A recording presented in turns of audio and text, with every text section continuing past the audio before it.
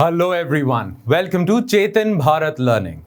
तो गाइज, आज से हम स्टार्ट कर रहे हैं हमारे इकोनॉमिक्स के लेक्चर्स और आज हम करेंगे लेक्चर नंबर 1। ना जैसे कि लेक्चर प्लान मैंने आपसे कल के लेक्चर में डिस्कस करा था, लेक्चर नंबर 1 होगा बेसिक्स ऑफ माइक्रो इकोनॉमिक्स। ना वैसे तो मैं आपको बता दूं, माइक्रो इकोनॉमिक्स से ना इतने ज्यादा सवाल नहीं पूछे जाते यूपीएससी में, कभी कभार सवाल पूछे जाते हैं, पर माइक्रो इकोनॉमिक्स में सबसे पहले इसलिए करवा रहा हूं क्योंकि इसमें कुछ हम ऐसे कॉन्सेप्ट्स डिस्कस करेंगे जो आपकी ओवरऑल अंडरस्टैंडिंग ऑफ इकोनॉमिक्स को बेटर करेंगे और जो फ्यूचर में लेक्चर्स आने वाले हैं ना, उनकी अंडरस्टैंडिंग भी आपकी बेटर हो जाएगी if you are familiar with certain terms that we are going to discuss in this particular lecture. ये जो लेक्चर होगा ना, ये सिर्फ माइक्रो इकोनॉमिक्स पे हम फोकस नहीं करेंगे। स्टार्ट तो मैं इस लेक्चर की करूंगा इकोनॉमिक्स से कि इकोनॉमिक्स होती क्या है, इकोनॉमिक्स की हिस्ट्री सी क्या है, इकोनॉमिक्स आई क्यों है, हम इकोनॉमिक्स स्टडी क्यों करते हैं और इकोनॉमिक्स बेसिक कौन सी प्रॉब्लम सॉल्व करता है, राइट? तो हम स्टार्ट तो करेंगे इंट्रोडक्शन टू इकोनॉमिक्स से, ठीक है? इकोनॉमिक्स बेसिकली क्या है, क्यों है, इंपॉर्टेंट क्यों है, ये सारी चीजें आपको एक बेसिक अंडरस्टैंडिंग जब हो जाएगी ना इकोनॉमिक्स की, फिर you will be able to appreciate the subsequent lectures in a better way. आप आने वाले लेक्चर्स और अच्छे से समझ पाओगे if you are familiar with the terms that we are going to discuss आज के लेक्चर में। और माइक्रो इकोनॉमिक्स में भी कुछ ऐसे टर्म्स होते हैं, वैसे तो उनमें कभी कभार यूपीएससी से क्वेश्चन पूछ लेते हैं, पर यही मेरा मेन पर्पस नहीं है माइक्रो इकोनॉमिक्स कराने का।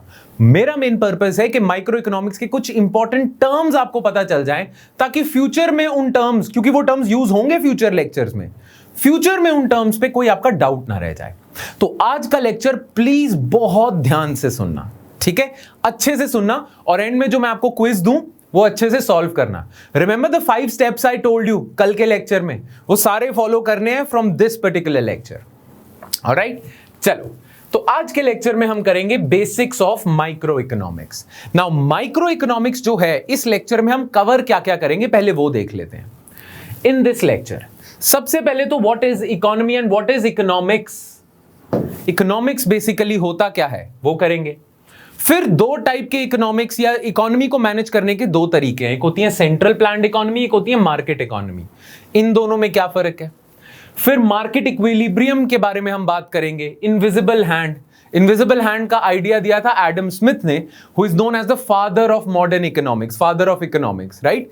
तो ये आइडिया उन्होंने दिया क्या था और कैसे उनके इस आइडिया ने पूरी इकोनॉमिक्स की फील्ड को रेवोल्यूशनाइज कर दिया था। उससे पहले इकोनॉमिक्स ऐसे स्टडी नहीं की जाती थी, पर एडम स्मिथ के बाद इकोनॉमिक्स की एक अलग एक वेटेज हुई, राइट? वो देखेंगे। फिर हम देखेंगे demand side of the economy, ये डिमांड, लॉ ऑफ डिमांड क्या होता है, ये सारी चीजें। सप्लाई साइड ऑफ इकोनॉमी को देखेंगे। फिर जो एक बिजनेस होता है ना, एक फैक्ट्री होती है, हर फैक्ट्री जो गुड्स एंड सर्विसेज बनाती है उसके कुछ ना रॉ मटेरियल्स यूज होते हैं, उसकी कुछ कॉस्ट लगती है खुद की, फिर उस कॉस्ट को लगा के वो फाइनल गुड्स बनाता है और उसे बेच पाता है, राइट? तो कॉस्ट ऑफ प्रोडक्शन की बात करेंगे हम। कॉस्ट ऑफ प्रोडक्शन होता क्या, what is the concept of cost of production, ये हम डिस्कस करेंगे कि हर फैक्ट्री को अपनी प्रोडक्शन कॉस्ट निकालनी पड़ती है और उसे मिनिमाइज करना होता है, वो कैसे करता है इसे, उसके बारे में देखेंगे। और एंड में हम बात करेंगे मार्केट स्ट्रक्चर्स के बारे में। इन पे सवाल आ सकता है कि परफेक्ट कंपटीशन मार्केट स्ट्रक्चर क्या होता है, मोनोपोलिस्टिक कंपटीशन क्या होता है, ओलिगोपोली क्या होती है, मोनोपोली क्या होती है। कि जैसे अगर टेलीकॉम इंडस्ट्री में सिर्फ जियो ही रह जाए तो जियो की मोनोपोली है, अगर टेलीकॉम इंडस्ट्री में जियो, वोडाफोन, एयरटेल रह जाए तो ये ओलिगोपोलिस्टिक मार्केट स्ट्रक्चर है। तो ये मार्केट स्ट्रक्चर्स क्या होते हैं ये हम डिस्कस करेंगे। ऑलराइट, ठीक है? तो अब आपको पता चल गया क्या क्या चीजें हम आज के लेक्चर में डिस्कस करेंगे। तो let's begin with the lecture and let's begin with this fundamental question that is important for any aspirant who is trying to understand economics for UPSC. That question is what is economics, economics होता क्या है। Now देखो, जब से human civilisation बढ़ी है, जब से ह्यूमन बीइंग सिविलाइजेशन में रहने लग गए और जब से सिविलाइजेशन बढ़ने लग गई, तो उन्हें रियलाइज हुआ कि उनके पास ना कुछ रिसोर्सेज होती हैं। हर एरिया में, हर सिविलाइजेशन के पास कुछ रिसोर्सेज हैं जिनसे वो अपनी लाइफ बेटर कर सकते हैं। किसी के पास वुड है, किसी के पास गोल्ड है, बहुत सारी रिसोर्सेज हैं। गल्फ कंट्रीज के पास पेट्रोलियम है, ये सारी रिसोर्सेज होती हैं, नेचुरल रिसोर्सेज होती हैं। नाउ इन रिसोर्सेज से वेल्थ कैसे प्रोड्यूस की जाए, ये इकोनॉमिक्स का फर्स्ट क्वेश्चन होता है कि जितनी भी ये नेचुरल रिसोर्सेज हैं इनको यूज में कैसे लाया जाए। राइट, वुड आपके पास जंगल ही जंगल पड़े हुए हैं, पर उस वुड का फायदा क्या अगर आप उससे वेल्थ जनरेट नहीं कर पा रहे हो, यूजेबल कमोडिटीज नहीं बना पा रहे हो। राइट, तो हर सिविलाइजेशन, हर कल्चर के दिमाग में एक क्वेश्चन होता है कि उनके पास जितनी भी रिसोर्सेज पड़ी हुई हैं, चाहे फॉरेस्ट रिसोर्स हो, नेचुरल रिसोर्स हो, उनसे वो वेल्थ कैसे जनरेट करें। ठीक है, ये पहला क्वेश्चन। दूसरा क्वेश्चन क्या होता है कि जितनी वेल्थ हमने जनरेट कर ली, मान लो एक कल्चर ने, एक कंट्री ने, एक सिविलाइजेशन ने काफी वेल्थ जनरेट कर ली, अब उस वेल्थ को डिस्ट्रीब्यूट कैसे किया जाए, ये दूसरा क्वेश्चन है। पहले गिवन रिसोर्सेज से वेल्थ कैसे जनरेट की जाए, क्वेश्चन नंबर 1। फिर जितनी भी वेल्थ जनरेट हो गई, इस वेल्थ को डिस्ट्रीब्यूट कैसे किया जाए लोगों में, दिस इज क्वेश्चन नंबर 2। और इकोनॉमिक्स इन्हीं दोनों क्वेश्चंस को आंसर करता है। Economics as a subject, as a discipline, as a field तभी आई थी जब ह्यूमन बींग्स ने एनकाउंटर करी थी ये दो प्रॉब्लम्स। जब human beings, human civilization, human culture के सामने ये दो प्रॉब्लम्स आई, अब इन प्रॉब्लम्स को टैकल कैसे करना है, उसी स्टडी को हम इकोनॉमिक्स कहते हैं। ठीक है, हर इकोनॉमी में कुछ प्रॉब्लम्स हैं, पर ये दो फंडामेंटल प्रॉब्लम्स हैं, इनको सॉल्व करने के लिए इकोनॉमिक्स आई। ठीक है, पहले पता क्या होता था, पहले जितनी भी एंशिएंट या मिडीवल सिविलाइजेशंस थी ना, उन सबका मानना यह था कि जिस कंट्री के पास रिसोर्सेज ज्यादा है ना, वो कंट्री वेल्दी है, वो कंट्री अमीर है। बहुत लेट तक 15, 16, 17 सेंचुरी तक लोगों को यह लगता था कि जिस कंट्री के पास रिसोर्सेज हैं, जिस लैंड को भगवान ने ब्लेस कर दिया विद रिसोर्सेज, वो बहुत लकी है, वो बहुत वेल्दी होगी। रिसोर्सेज जिस कंट्री के पास ज्यादा होंगे वो बहुत ज्यादा वेल्दी होंगी। और ये जो आइडियोलॉजी थी ना, ये जो थ्योरी थी, इसी ने कॉलोनियलिज्म को भी फ्यूल करा शुरुआती दौर में। इसी ने इंपीरियलिज्म को फ्यूल करा शुरुआती दौर में। जितनी भी यूरोपियन कंट्रीज थी, ये दुनिया में जाके अपना राज बिठाने लग गई, अफ्रीका को कॉन्कर कर रहे हैं, इंडिया को कॉन्कर कर रहे हैं। क्यों? क्योंकि इन्हें लगता था कि रिसोर्सेज हमारे पास अगर ज्यादा होंगी, हम वेल्दी होंगे, बेटर होंगे। इंग्लैंड को यह लगता था, स्पेन को यह लगता था, तभी तो वो different parts of the world में जाते थे, वहां से रिसोर्सेज लाने का इनका मेन काम था। उन्हें लगता था, सबको यह लगता था कि रिसोर्सेज हैं, आप बहुत सही हो, आपके पास पैसा है। और तभी ये डिफरेंट, इंग्लैंड वाले इंडिया आ रहे हैं, पोर्चुगीज इंडिया आए, पोर्चुगीज अमेरिका आ गए, स्पेन अमेरिका गया, डिफरेंट वर्ल्ड में जा रहे हो रिसोर्सेज लाने के लिए। राइट, तो रिसोर्सेज की थर्स्ट ने इंपीरियलिज्म को शुरुआती दौर में फ्यूल करा। और सबको ये लगता था जिसके पास रिसोर्सेज है उसको फायदा है, उसके मजे हैं। ठीक है, ये जो थ्योरी थी ना, इस थ्योरी को हम, या इस समय को हम कह देते हैं मर्केंटाइल एज, या मर्केंटाइलिज्म भी कह देते हैं। मर्केंटाइलिज्म का जब जमाना था ना, मर्केंटाइलिज्म वर्ड है, उस जमाने में कंट्रीज के, उनके रूलर्स के दिमाग में था रिसोर्स मैक्सिमाइजेशन का काम, कि हम मैक्सिमम रिसोर्सेज लें और उसके लिए हमें अगर किसी और कंट्री पे कब्जा करना पड़े तो हम करेंगे। मर्केंटाइलिज्म की जो आइडियोलॉजी है, उसी ने फ्यूल करा कॉलोनियलिज्म और इंपीरियलिज्म शुरुआती दौर में। ठीक है, ये चीज थी। मर्केंटाइलिज्म का एक और मीनिंग है, यही कंट्रीज, यही कॉलोनियल पावर सोचती थी कि हमारे पास इतनी रिसोर्सेज हो कि हमें कुछ इंपोर्ट ही ना करना पड़े और हम बस एक्सपोर्ट करें। तो एक्सपोर्ट अपने बढ़ाने के लिए चीजें और इंपोर्ट मिनिमाइज करने के लिए ये लोग different areas of the world में जाके रिसोर्सेज की सर्च में जाते थे, वहां अपना राज जमाते थे। ये उनकी जो आइडियोलॉजी थी, साइकी थी, ये मर्केंटाइलिज्म से फ्यूल होती थी। ये पुराने जमाने की इकोनॉमिक्स थी। पर जब एडम स्मिथ आए और जब मॉडर्न इकोनॉमिक्स का आगाज हुआ, तब रियलाइज हुआ कि जिस कंट्री के पास रिसोर्सेज है, जरूरी नहीं है वो कंट्री वेल्दी हो, ऐसा बिल्कुल जरूरी नहीं है। As a matter of fact, बहुत सारी ऐसी कंट्रीज है जिनको भगवान ने बहुत सारी रिसोर्सेज से ब्लेस किया हुआ है, पर उनके पास वेल्थ के नाम पे कुछ भी नहीं है। इट्स नॉट इंपॉर्टेंट कि आप अगर रिसोर्सफुल हो तो आप अमीर हो। मॉडर्न इकोनॉमिक्स ने कहा कि मर्केंटाइलिज्म की थ्योरी गलत ही थी। मॉडर्न इकोनॉमिक्स ये कहती है कि रिसोर्सेज होने से आप अमीर नहीं होते, आपके पास जितनी भी रिसोर्सेज हैं उन्हें आप मैनेज कैसे करते हो वेल्थ प्रोड्यूस करने के लिए, वो आपको अमीर या गरीब बनाता है। मॉडर्न इकोनॉमिक्स से ही तो ये पहले क्वेश्चन का आंसर होना शुरू हो गया कि रिसोर्सेज से वेल्थ कैसे बनाएं, कैसे अपनी रिसोर्सेज को अच्छे से मैनेज करें ताकि मैक्सिमम वेल्थ जनरेट हो। It's not how many resources you have, modern economist कहते हैं it's not how many resources you have, it's how you utilize those resources to produce wealth. ये इंपॉर्टेंट है। इसका मैं आपको एग्जाम्पल ही दे देता हूं, उस एग्जाम्पल से आपको समझ आ जाएगा कि कैसे मॉडर्न इकोनॉमिस्ट सही थे और उन्होंने ये फर्स्ट क्वेश्चन एक तरह से आंसर कर दिया। ये दो पिक्चर्स देखो, एक ये कंट्री है वेनेजुएला, यहां के हाल देखो, एक जापान है, यहां के हाल देखो। फोटो देख के ही पता चल जाएगा कि जापान डेवलप्ड है और वेनेजुएला के तो बहुत बुरे हाल है। पर अगर रिसोर्सेज का कंपैरिजन हम करें ना तो पता चलता है वेनेजुएला रिसोर्सेज को लेके तो बहुत ज्यादा अमीर है। लेटेस्ट एस्टिमेट ने यह बताया कि वेनेजुएला के पास जो पेट्रोलियम है ना वो सऊदी अरेबिया से भी ज्यादा है। वेनेजुएला के पास पेट्रोलियम सऊदी अरेबिया से भी ज्यादा है। वेनेजुएला के पास one of the highest gold reserves हैं, गोल्ड है इनके पास, पेट्रोलियम है। पेट्रोलियम को तो लिक्विड गोल्ड कहते हैं, ब्लैक गोल्ड है लिक्विड गोल्ड। इतनी सारी रिसोर्सेज है वेनेजुएला के पास जिससे वो बहुत अमीर हो जाए। Highest reserves of gold, highest reserves of petroleum और highest reserves of very important minerals and metals also. ये सारी सिचुएशन जापान की नहीं है। जापान के पास इतना गोल्ड नहीं है, जापान के पास इतना पेट्रोलियम ही नहीं है। फिर भी जापान की ऐसी हालत और वेनेजुएला की ऐसी हालत क्यों?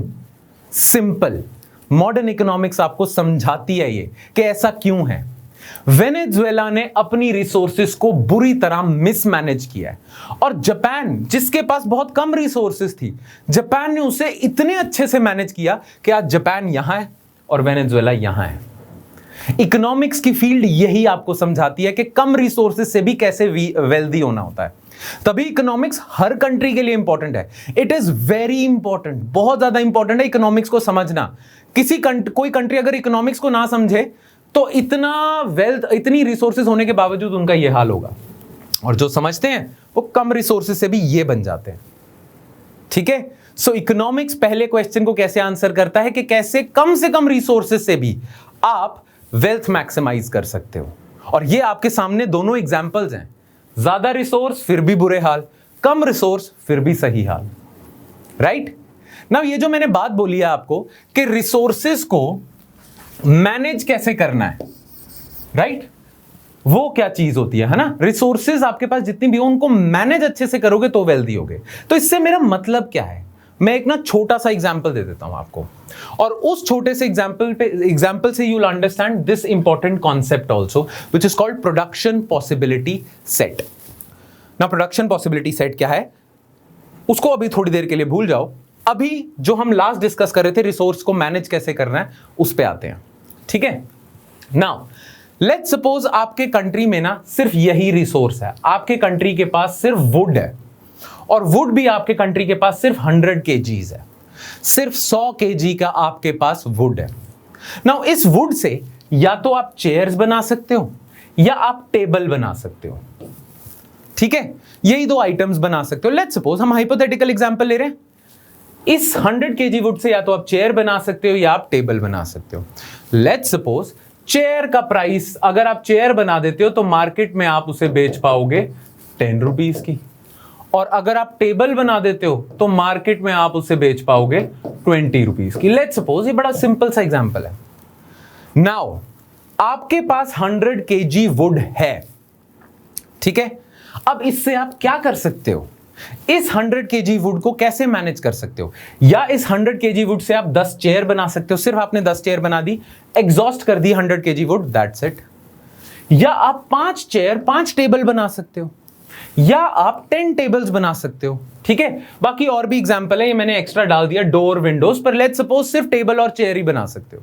ठीक है, तो आप इस 100 kg वुड से ना ये सारी चीजें बना सकते हो।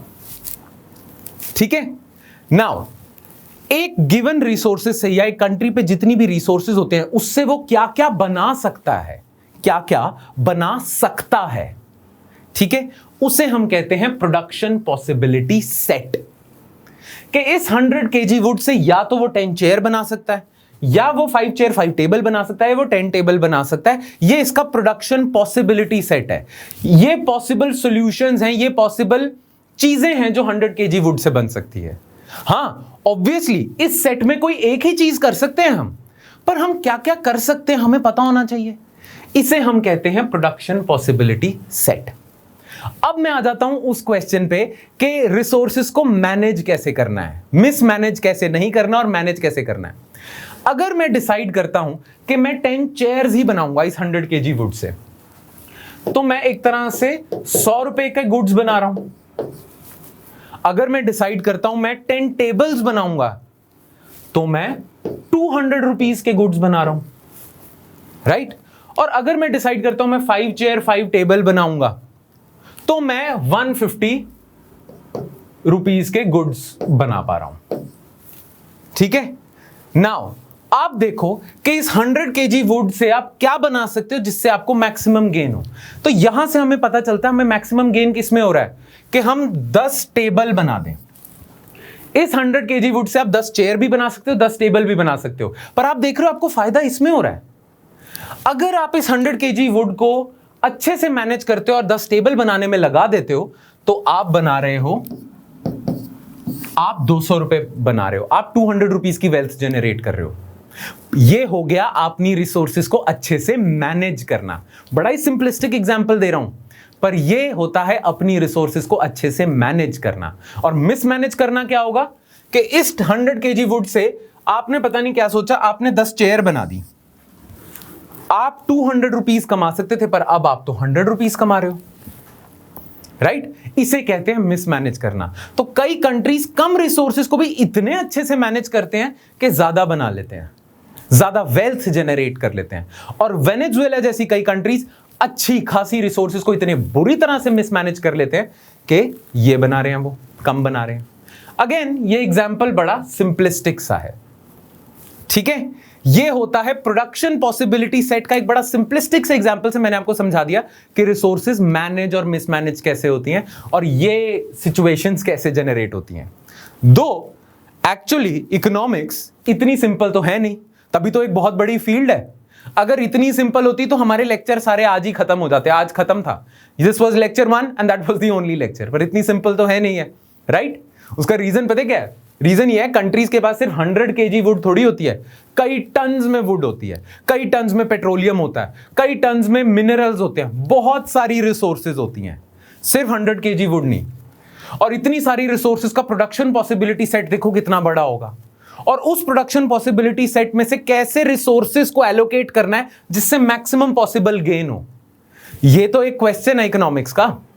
इसीलिए इकोनॉमिक्स की बड़ी फील्ड है और इसीलिए बहुत सारे इकोनॉमिस्ट लगे रहते हैं कुछ ना कुछ इसी क्वेश्चन में, वो लगे हुए इसी चीज में लगे हैं कि कैसे रिसोर्सेज को, इतनी सारी रिसोर्सेज से हम बेस्ट चॉइस चूज कर सके प्रोडक्शन पॉसिबिलिटी सेट की, जिससे हम मैक्सिमम पैसा कमा सकें।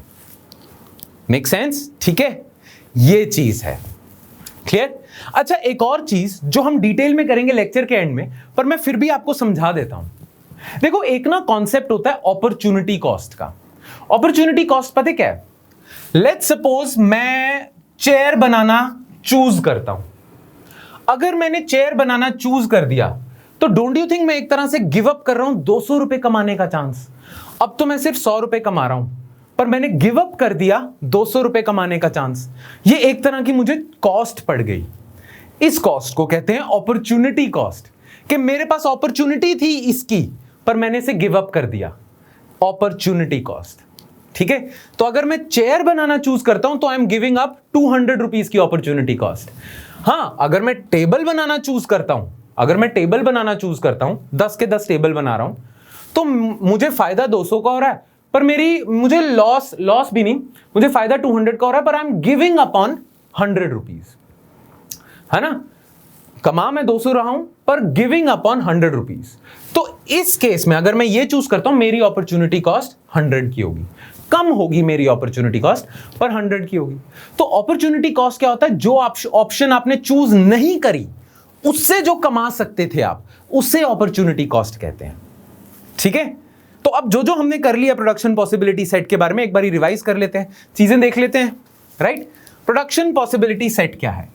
Production possibility set of an economy is the collection of all possible combinations of goods and services that can be produced from a given amount of resources and a given stock of technology.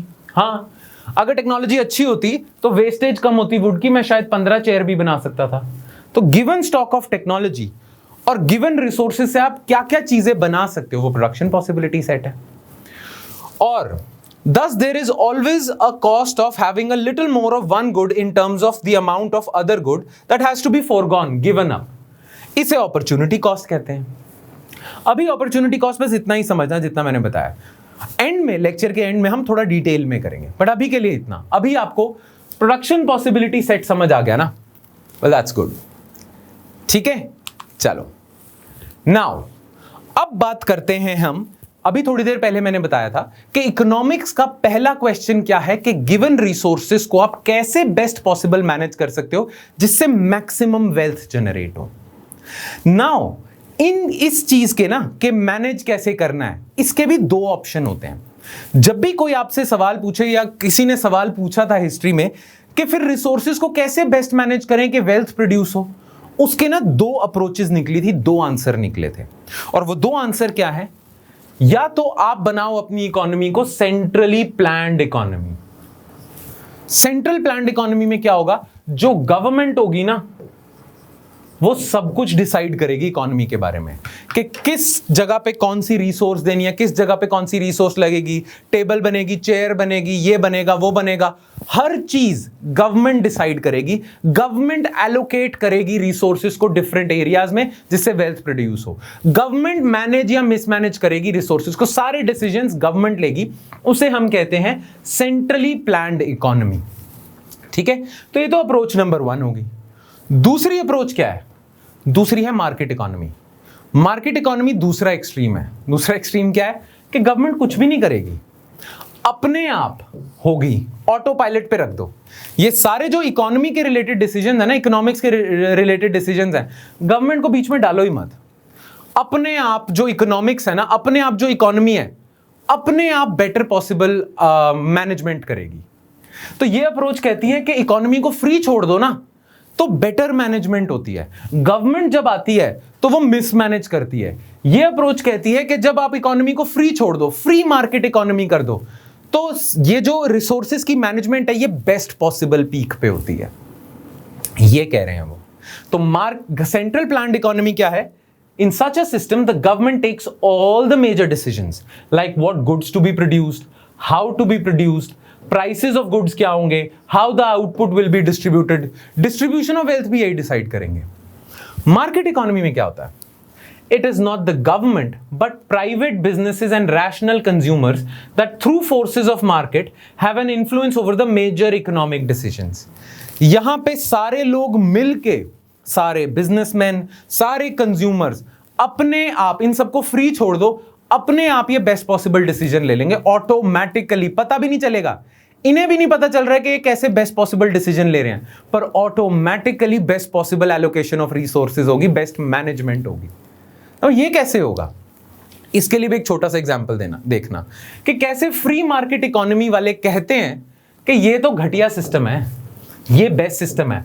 आप market, खुला market के हाथ में छोड़ दो, सब कुछ free कर दो, बेस्ट पॉसिबल मैनेजमेंट होगी. बड़ा सिंपल सा एग्जांपल मैं आपको बताता हूं, ध्यान से सुनना. लेट्स सपोज गवर्नमेंट ने ना एक यूनिवर्सिटी बना दी. लेट्स सपोज चंडीगढ़ में पंजाब यूनिवर्सिटी है, दिल्ली में दिल्ली यूनिवर्सिटी है. गवर्नमेंट ने यूनिवर्सिटी बना दी, वहां पे ना स्टूडेंट्स स्टडी कर रहे हैं. ठीक है, उनको गवर्नमेंट सब्सिडाइज एजुकेशन दे रही है, सब कुछ है. ठीक है, वहां पे स्टूडेंट्स पढ़ रहे हैं. अब स्टूडेंट्स जब पढ़ेंगे ना वहां पे, तो वहां आसपास ना खाने पीने के आउटलेट्स भी होने चाहिए, क्योंकि अगर खाने पीने के आउटलेट्स नहीं होंगे तो स्टूडेंट्स तो खाएंगे क्या बेचारे, राइट? तो मान लो यूनिवर्सिटी है, यूनिवर्सिटी में स्टूडेंट्स पढ़ रहे हैं और आसपास खाने पीने के आउटलेट्स बनाने हैं. नाउ अगर वो सेंट्रल प्लान्ड इकोनॉमी होगी तो वहां पे ना गवर्नमेंट डिसीजन ले लेगी. गवर्नमेंट डिसीजन ले लेगी कि कौन से खाने पीने के आउटलेट्स होने चाहिए, कहां कहां होने चाहिए. लेट्स सपोज गवर्नमेंट ने ना यूनिवर्सिटी के बाहर खाने पीने के आउटलेट्स पे खर्चा कर दिया. गवर्नमेंट ने ना कुल टेंडर निकाला 2 करोड़ का, 2 करोड़ का खर्चा करा है और उससे ना आसपास खाने पीने के आउटलेट्स लगा दिए गवर्नमेंट ने. पर गवर्नमेंट ने जो खाने पीने के आउटलेट्स लगाए थे ना, लेट्स सपोज किसके लगा दिए? सुशी, ठीक है, कॉन्टिनेंटल कुछ खाना, सारा फिरंग खाना लगा दिया गवर्नमेंट ने. गवर्नमेंट ने सोचा हेल्दी होगा, लोग खाएंगे, जो भी है, गवर्नमेंट ने सारे ये लगा दिए, ठीक है। बट स्टूडेंट्स ये खाना नहीं चाहते, स्टूडेंट्स इन चीजों की डिमांड नहीं रखते, और क्योंकि स्टूडेंट्स इन चीजों की डिमांड नहीं रखते, गवर्नमेंट ने 2 करोड़ खर्च तो कर दिया, पर यहां से कोई ना सुशी खा रहा है, ना कॉन्टिनेंटल खा रहा है, कोई खाना ही नहीं खा रहा, ठीक है। इनफैक्ट लोग जो है ना, स्टूडेंट्स जो हैं, वो देसी खाना खाना चाहते हैं। उनकी ना देसी खाना, एक ही बड़ा क्रूड एग्जांपल दे रहा हूं पर समझने के लिए इंपॉर्टेंट है, उनकी डिमांड है कि उन्हें कहीं से रोटी, दाल, फुल्का, ये सारी चीजें मिल जाए, देसी खाना मिल जाए ना, उनकी डिमांड है देसी खाने की। तो एकदम से क्या होता है, क्योंकि एक ना ढाबे वाला देख लेता है कि यार यहां पे स्टूडेंट्स को ना देसी खाना चाहिए, तो वो ना अपना ढाबा खोल लेता है। जैसे ही वो अपना देसी खाने का ढाबा खोलता है, सारे स्टूडेंट्स उसके पास आ जाते हैं। ये चीज देख के एक और ढाबे वाला आ जाता है, और उसे देख के एक और ढाबे वाला आ जाता है। सून वहां पे बहुत सारे ढाबे खुल जाते हैं जो देसी खाना देते हैं। स्टूडेंट्स की डिमांड थी देसी खाने की, तो देसी खाने की सप्लाई हो गई, ठीक है। और गवर्नमेंट ने ये जो 2 करोड़ खर्च करे थे, जो टैक्स पेयर का पैसा था, गवर्नमेंट ने खर्च भी कर दी, इसका कोई फायदा ही नहीं हो रहा है। डोंट यू थिंक गवर्नमेंट ने वेस्ट कर दिया टैक्स पेयर का पैसा? अगर गवर्नमेंट बीच में इंटरफेयर ना करती तो ये 2 करोड़ खर्च ना होता, 2 करोड़ खर्च ना होता, अपने आप स्टूडेंट के लिए अरेंजमेंट हो जाता, कोई कुछ ना करता, अपने आप अरेंजमेंट हो जाता, मार्केट इकोनॉमी को चलने देते, अपने आप हो जाता, अपने आप स्टूडेंट डिमांड करते, अपने आप सप्लाई होती। ये जो लिखा है ना यहां पे फोर्सेस ऑफ मार्केट, इसका मतलब यही है, मार्केट कैसे बेस्ट पॉसिबल डिसीजन लेती है, मार्केट बेस्ट पॉसिबल डिसीजन लेती है through forces of demand and supply. जिस चीज की डिमांड है उसी चीज की सप्लाई कर दो। गवर्नमेंट को पता तो है नहीं, गवर्नमेंट, अब मुश्किल भी है, गवर्नमेंट एक्चुअली लोग ही चलाते हैं, तो गवर्नमेंट के बंदों को कैसे पता कि हर आदमी की डिमांड क्या है, एक एक चीज की डिमांड तो उन्हें पता नहीं। तो जब गवर्नमेंट बीच में आती है तो मिस एलोकेशन ऑफ रिसोर्सेज होती है, मिस एलोकेशन होएगी, गवर्नमेंट को क्या पता। पर जब आप मार्केट के हाथ में छोड़ दोगे, डिमांड सप्लाई के हाथ में छोड़ दोगे, तो उतनी ही सप्लाई होगी जितनी डिमांड है, और किसी को कुछ करने की जरूरत ही नहीं है। तो जितनी सप्लाई, जितनी रिसोर्सेज लगाई जा रही हैं खाने के आउटलेट्स में, वो उतनी है जितने की डिमांड है, कोई एक्स्ट्रा रिसोर्सेज नहीं लग रही, पैसा वेस्ट नहीं हो रहा, है ना। तो मार्केट इकोनॉमिस्ट कहते हैं कि जब ये होता है ना, तो मिस एलोकेशन ऑफ रिसोर्सेज होती है, और मिस एलोकेशन ऑफ रिसोर्सेज जब होती है तो वेस्टेज होती है, इकोनॉमी उतना अच्छा परफॉर्म नहीं कर पाती। पर जब आप मार्केट के हाथ में छोड़ देते हो, जब आप मार्केट के हाथ में छोड़ देते हो, तो best possible allocation of resources होती है, क्योंकि वहीं एलोकेट हो रही है रिसोर्सेज जिसकी डिमांड है, जहां डिमांड है वहीं सप्लाई हो रही है। और एक और चीज, ज्यादा सैटिस्फैक्शन, मैक्सिमम सैटिस्फैक्शन भी इधर ही अचीव हो रही है। इधर 2 करोड़ खर्च भी कर दिए, टैक्स पेयर का पैसा भी चला गया, फिर भी कोई सैटिस्फैक्शन नहीं है स्टूडेंट्स में। इधर कोई 2 करोड़ रुपए खर्च नहीं हुए, कोई टैक्स पेयर का पैसा नहीं गया, और सारे खुश भी हैं, वही सप्लाई हुई है जितनी डिमांड है, मैक्स सैटिस्फैक्शन है। तो आपकी इकोनॉमी में मैक्सिमम सैटिस्फैक्शन जनरेट होती है फ्री मार्केट इकोनॉमी से। आपकी इकोनॉमी में रिसोर्स की वेस्टेज मिनिमम होती है फ्री मार्केट इकोनॉमी से। इसीलिए एक समय था जब फ्री मार्केट इकोनॉमिस्ट, जिन्हें क्लासिकल इकोनॉमिस्ट भी कहते हैं, वो कहते थे सेंट्रल प्लान्ड सिस्टम तो बेकार है, फ्री मार्केट होनी चाहिए, ठीक है। नाउ मैं आपसे एक सवाल का जवाब जानना चाहता हूं, आई नो आप जवाब दे नहीं सकते, पर फिर भी ध्यान से सुनना।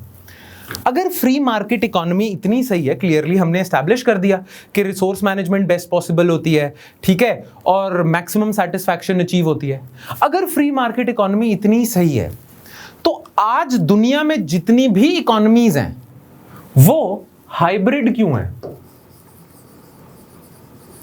हाइब्रिड का मतलब मैं आपको बता देता हूं कि उसमें मार्केट इकोनॉमी के फीचर भी हैं, सेंट्रल प्लान्ड इकोनॉमी के फीचर्स भी हैं।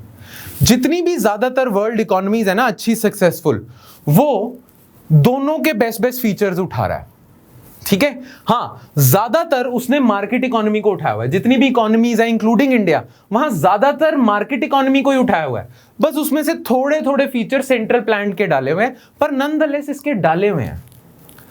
अगर इसके फीचर डाले तो कहीं ना कहीं इसके भी कुछ फायदे होंगे, राइट, इसके कुछ फायदे होंगे, तभी थोड़े से फीचर्स इसके डाल रहे हैं इसमें, नहीं तो अभी तो हमने एस्टैब्लिश करा ये बेस्ट है, पर फिर इसके फीचर्स क्यों डाल रहे हैं? तो सेंट्रल प्लान्ड इकोनॉमी के भी कुछ एडवांटेजेस होंगे, है ना, कुछ एडवांटेजेस मैं बता देता हूं। देखो, सिर्फ डिमांड सप्लाई पे तो आप सारी चीजें छोड़ ही नहीं सकते। सिर्फ डिमांड सप्लाई पे जाओगे तो इंडिया की ज्यादातर रिसोर्सेज ड्रग्स में नहीं लग जाएंगी, अल्कोहल में नहीं लग जाएंगी। अगर सिर्फ लोगों की डिमांड के हिसाब से चलोगे तो ड्रग्स, अल्कोहल और ऐसे बहुत सारे सिन गुड्स जिनकी कंजम्पशन बेकार है लोगों के लिए, उनको वो बनने शुरू हो जाएंगे। Don't you think? क्योंकि लोगों की डिमांड तो होएगी इस चीज की। पर क्या गवर्नमेंट ड्रग्स मैन्युफैक्चर होने दे सकती है? नहीं। क्या गवर्नमेंट ऐसे हार्मफुल चीजें बनने दे सकती है? नहीं। तो इसीलिए गवर्नमेंट को बीच में आना पड़ेगा रेगुलेशन करने के लिए, कंजम्पशन को रेगुलेट करने के लिए गवर्नमेंट को बीच में आना पड़ेगा, राइट? तो इसीलिए सेंट्रल प्लान इकोनॉमी या गवर्नमेंट कंट्रोल थोड़ा होना चाहिए, बिकॉज कंप्लीटली लोगों की डिमांड पे नहीं छोड़ सकते। दूसरी चीज पता है क्या है? आपको याद है जब अभी हमने इकोनॉमिक्स क्यों आई थी, स्टार्ट करा था, तो मैंने बताया था 2 क्वेश्चन सॉल्व करने के लिए। पहला क्वेश्चन है best possible management of resources. वो तो मार्केट इकोनॉमी में ठीक है, मार्केट इकोनॉमी में रिसोर्सेज की मैनेजमेंट अच्छी होती है, कोई प्रॉब्लम नहीं, ठीक है। हाँ, मिसमैनेजमेंट हो सकती है अगर ज्यादातर रिसोर्सेज आपने इस पे लगा दी तो इवेंचुअल नुकसान हो रहा है। पर खैर, फिर भी हमने एस्टैब्लिश कर लिया कि फर्स्ट क्वेश्चन का आंसर मार्केट इकोनॉमी से अच्छे से हो जाता है, ठीक है। सेकंड क्वेश्चन क्या था? सेकंड क्वेश्चन था ये जो वेल्थ जनरेट हुई है इसे डिस्ट्रीब्यूट कैसे करें। तो कई बारी अगर आप मार्केट इकोनॉमी को अनरेगुलेटेड छोड़ देते हो ना, बिल्कुल ही अनरेगुलेटेड छोड़ दिया, तो ऐसा हो जाता है कि कुछ लोगों के पास तो बहुत पैसा आ जाएगा और मैक्सिमम लोगों के पास बिल्कुल पैसा नहीं होगा। थोड़े से अमीर लोग होंगे और बहुत सारे लोग गरीब होंगे, और क्योंकि ये थोड़े से अमीर लोग हैं, इनके पास पावर है, ये इन गरीबों को और एक्सप्लॉइट करेंगे, जिससे ये गरीब और गरीब होते जाएंगे, अमीर और अमीर होते जाएंगे। अगर आप मार्केट इकोनॉमी को ऐसे खुला छोड़ दो तो ऐसे चांसेस हैं कि ऐसा हो सकता है। इस केस में गवर्नमेंट बीच में आती है। गवर्नमेंट क्या करती है? गवर्नमेंट रिच पे टैक्स लगाती है दबा के। वो उससे जो पैसा इकट्ठा होता है वो गवर्नमेंट लगाती है किसमें? गवर्नमेंट गरीबों के भले पे लगाती है। तो don't you think government is redistributing income? Redistribution of wealth government कर रही है। इसीलिए आज जितनी भी इकोनॉमीज हैं वो हाइब्रिड हैं। ज्यादातर तो मार्केट इकोनॉमी के फीचर्स पे फंक्शन करती है क्योंकि एलोकेशन ऑफ रिसोर्सेज यहां बेस्ट होता है, पर कुछ फीचर्स उन्होंने सेंट्रल प्लान के डाले हुए क्योंकि इसमें भी कुछ अच्छा है, राइट? ठीक है। तो ये जो विच इज बेटर है ये ओपन एंडेड क्वेश्चन है और आज तक इस पे डिबेट चल रही है। मार्केट इकोनॉमी रिसोर्स एलोकेशन तो बेस्ट करती है, पर इसमें भी कई प्रॉब्लम्स आती हैं, वो सॉल्व गवर्नमेंट से ही होती हैं, ठीक है। चलो, ये क्वेश्चन तो हमें समझ आ गया, पर आज के लेक्चर के हिसाब से हम ये मान के चलते हैं कि मार्केट इकोनॉमी बेटर है, ठीक है। जो सेंट्रल प्लान है उसके कुछ बेटर फीचर्स है, पर मार्केट इकोनॉमी अच्छी है। अभी थोड़ी देर पहले हमने बात करी थी कि मार्केट इकोनॉमी क्यों अच्छी है, क्योंकि forces of demand and supply actually allow best possible management of resources, जिससे वेल्थ मैक्सिमाइजेशन होती है, सेटिस्फैक्शन मैक्सिमाइजेशन होती है, राइट। नाउ ये होता कैसे है? ये होता कैसे है? ये forces of demand and supply काम कैसे करती हैं, ये देख लेते हैं, राइट। नाउ इसके लिए हम जाएंगे Adam Smith, who is also known as father of modern economics, father of economics. इन्होंने बुक लिखी थी द वेल्थ ऑफ नेशंस, जिसमें इन्होंने आर्ग्यू किया था कि इकोनॉमी को फ्री छोड़ दो, इकोनॉमी को फ्री छोड़ दो। इन्होंने मार्केट इक्विलिब्रियम का कॉन्सेप्ट दिया था और उसको इन्होंने नाम दिया था इनविजिबल हैंड का, जिससे इन्होंने एक्सप्लेन किया था कि कैसे डिमांड और सप्लाई की फोर्सेस एक दूसरे के साथ इंटरैक्ट करके बेस्ट पॉसिबल आउटकम निकालती हैं। ये कैसे होता है? बात तो हमने कर ली forces of demand and supply, पर ये कैसे होता है ये एडम स्मिथ ने एक्सप्लेन किया था। तो एडम स्मिथ ना पहले आपको समझाते हैं लॉ ऑफ डिमांड क्या है, ठीक है ना। ये जो ग्राफ है ना, इसमें y एक्सिस पे है प्राइस और x एक्सिस पे है क्वांटिटी, और एडम स्मिथ बताते हैं, और ये लॉ ऑफ डिमांड भी ये बताता है कि लॉ ऑफ डिमांड, जो डिमांड कर्व है ना, वो डाउनवर्ड स्लोपिंग है। इसका मतलब क्या है? जैसे जैसे किसी चीज का प्राइस कम होता जाएगा उसकी डिमांड बढ़ती जाएगी, क्वांटिटी डिमांडेड बढ़ती जाएगी, और ये लॉजिकल भी है। अगर कोई चीज महंगी है तो उसके लिए आपकी डिमांड कम होगी, और अगर कोई चीज सस्ती है, आपके बजट में है, तो उसके लिए आपकी डिमांड ज्यादा होगी। तो किसी चीज का अगर प्राइस बढ़ेगा उसकी डिमांड कम होती जाएगी, किसी चीज का अगर प्राइस कम होगा तो उसकी डिमांड बढ़ती जाएगी। क्वांटिटी डिमांडेड है नीचे, इधर प्राइस है ये। तो प्राइस और क्वांटिटी डिमांडेड इनवर्सली रिलेटेड है। ये हो गया डिमांड फोर्स कैसे काम करती है, फोर्स ऑफ डिमांड कैसे काम करती है। अब हम देखते हैं फोर्स ऑफ सप्लाई कैसे काम करती है। अगेन यहां पे प्राइस और क्वांटिटी देखेंगे। इधर था क्वांटिटी डिमांडेड, इधर होगा क्वांटिटी सप्लाइड। यहां हम प्रोड्यूसर के पॉइंट ऑफ व्यू से देखते हैं, यहां तो हम कंज्यूमर के पॉइंट ऑफ व्यू से देख रहे थे ना कि एक आम कंज्यूमर कैसे सोचता है। यहां प्रोड्यूसर के हिसाब से सोचते हैं, जो गुड्स बना रहा है ना वो कैसे सोचता है। देखो, किसी भी चीज का जब प्राइस बढ़ेगा ना, एक फैक्ट्री ओनर जो गुड्स बनाता है उसको लगेगा बहुत बढ़िया है, इससे तो मैं अपना और फायदा बढ़ा सकता हूं। तो किसी भी चीज का जब प्राइस बढ़ेगा वो उसे और ज्यादा सप्लाई करने की कोशिश करेगा, राइट। किसी भी चीज का जब प्राइस बढ़ता है तो फैक्ट्री ओनर सोचता है, प्रोड्यूसर सोचता है कि इससे तो मैं और पैसा कमा सकता हूं, तो और गुड्स बनाता है, राइट। तो गुड्स सप्लाइड, क्वांटिटी सप्लाइड और प्राइस डायरेक्टली रिलेटेड है। जैसे जैसे चीज का प्राइस बढ़ता जाएगा वैसे वैसे क्वांटिटी सप्लाइड बढ़ती जाएगी from producers point of view, ठीक है। तो यह ऐसे काम करती है फोर्स ऑफ सप्लाई। अब फोर्स ऑफ डिमांड सप्लाई इकट्ठे कैसे काम करती है, ये देखो। डिमांड ऐसे चल रही है, सप्लाई ऐसे चल रही है। जहां पे ये दोनों इंटरसेक्ट कर रहे हैं वो पता क्या पॉइंट है, उस पॉइंट को हम कहते हैं इक्विलिब्रियम या मार्केट इक्विलिब्रियम हम कहते हैं। जहां पे दोनों ये इंटरसेक्ट करते हैं कर्व। इस कर्व का मतलब पता है क्या है, इस पॉइंट पे जितनी डिमांड है उतनी सप्लाई है ना। इस पॉइंट पे ये है Q1, Q1 ही डिमांडेड है, Q1 ही सप्लाइड है, क्योंकि दोनों पॉइंट्स, ये पॉइंट, ये क्वांटिटी दोनों कर्व पे लाई करता है। तो जहां पे ये दोनों इंटरसेक्ट कर रहे हैं वो क्वांटिटी बैलेंस आउट हो गई, मतलब इतनी क्वांटिटी की ही डिमांड है, इतनी क्वांटिटी की ही सप्लाई है, ठीक है। नाउ ये हो गया, और ये जो क्वांटिटी है किस प्राइस पे होगी, ये प्राइस हो गया आपका P1। तो पता ये चलता है कि अगर आप इस पर्टिकुलर गुड का अगर आप प्राइस P2 रखते, अगर आप प्राइस P2 रखते तो इसकी डिमांड इतनी होती और इसकी सप्लाई इतनी होती, मिसमैच हो जाता। सप्लाई ज्यादा है, डिमांड कम है ना। इतनी महंगी चीज है, इतनी महंगी चीज है, प्रोड्यूसर तो सप्लाई कर रहा है पर डिमांड है नहीं, तो मिसमैच हो गया, मिस एलोकेशन ऑफ रिसोर्सेज हो सकती है। ज्यादा आपने चीजें बना दी, डिमांड उसकी थी नहीं, राइट। और अगर इसका प्राइस मैं ये कर दूं यहां, तो इसकी सप्लाई इतनी है पर इसकी डिमांड इतनी है, डिमांड ज्यादा सप्लाई कम। क्लियर, ठीक है। नाउ क्या होता है, जब भी कभी किसी चीज की डिमांड ज्यादा होगी ना, ध्यान से सुनना, जब भी किसी चीज की डिमांड ज्यादा होगी, ठीक है, ये सप्लाई है, डिमांड है, जब भी किसी चीज की डिमांड ज्यादा होगी ना, उस चीज का ना प्राइस बढ़ने लग जाएगा। कोई भी चीज की अगर डिमांड ज्यादा होती है उसका प्राइस बढ़ना लग जाएगा। जब उसका प्राइस बढ़ने लग जाएगा, उसका प्राइस इतना बढ़ने लग जाएगा कि डिमांड कम होनी शुरू हो जाएगी। जब चीज का प्राइस बढ़ता है तो डिमांड कम होनी शुरू हो जाती है, और वो इतनी कम होती जाएगी, डिमांड कम होती जाएगी कि सप्लाई के इक्विलिब्रियम में आ जाए, ठीक है। दूसरी चीज देख लेते हैं, डिमांड इतनी है, सप्लाई बहुत ज्यादा है, ठीक है, इतने सारे लोग सामान बेचना चाहते हैं पर खरीदने वाले कम है, तो ये सप्लायर क्या करना शुरू कर देंगे, प्राइस कम करना शुरू कर देंगे। जैसे ये प्राइस कम करना शुरू कर देंगे कि यार लोग अब तो खरीद लो, सस्ता हो गया, जैसे ये प्राइस कम करना शुरू कर देंगे डिमांड बढ़ने लग जाएगी। और सप्लाई कब हमने देखा है, प्राइस कम करोगे तो सप्लाई कम होने लग जाएगी, और ये इधर आ जाएंगे। तो forces of demand and supply ऐसे काम करती हैं कि टेंडेंसी होती है इक्विलिब्रियम पे आने की।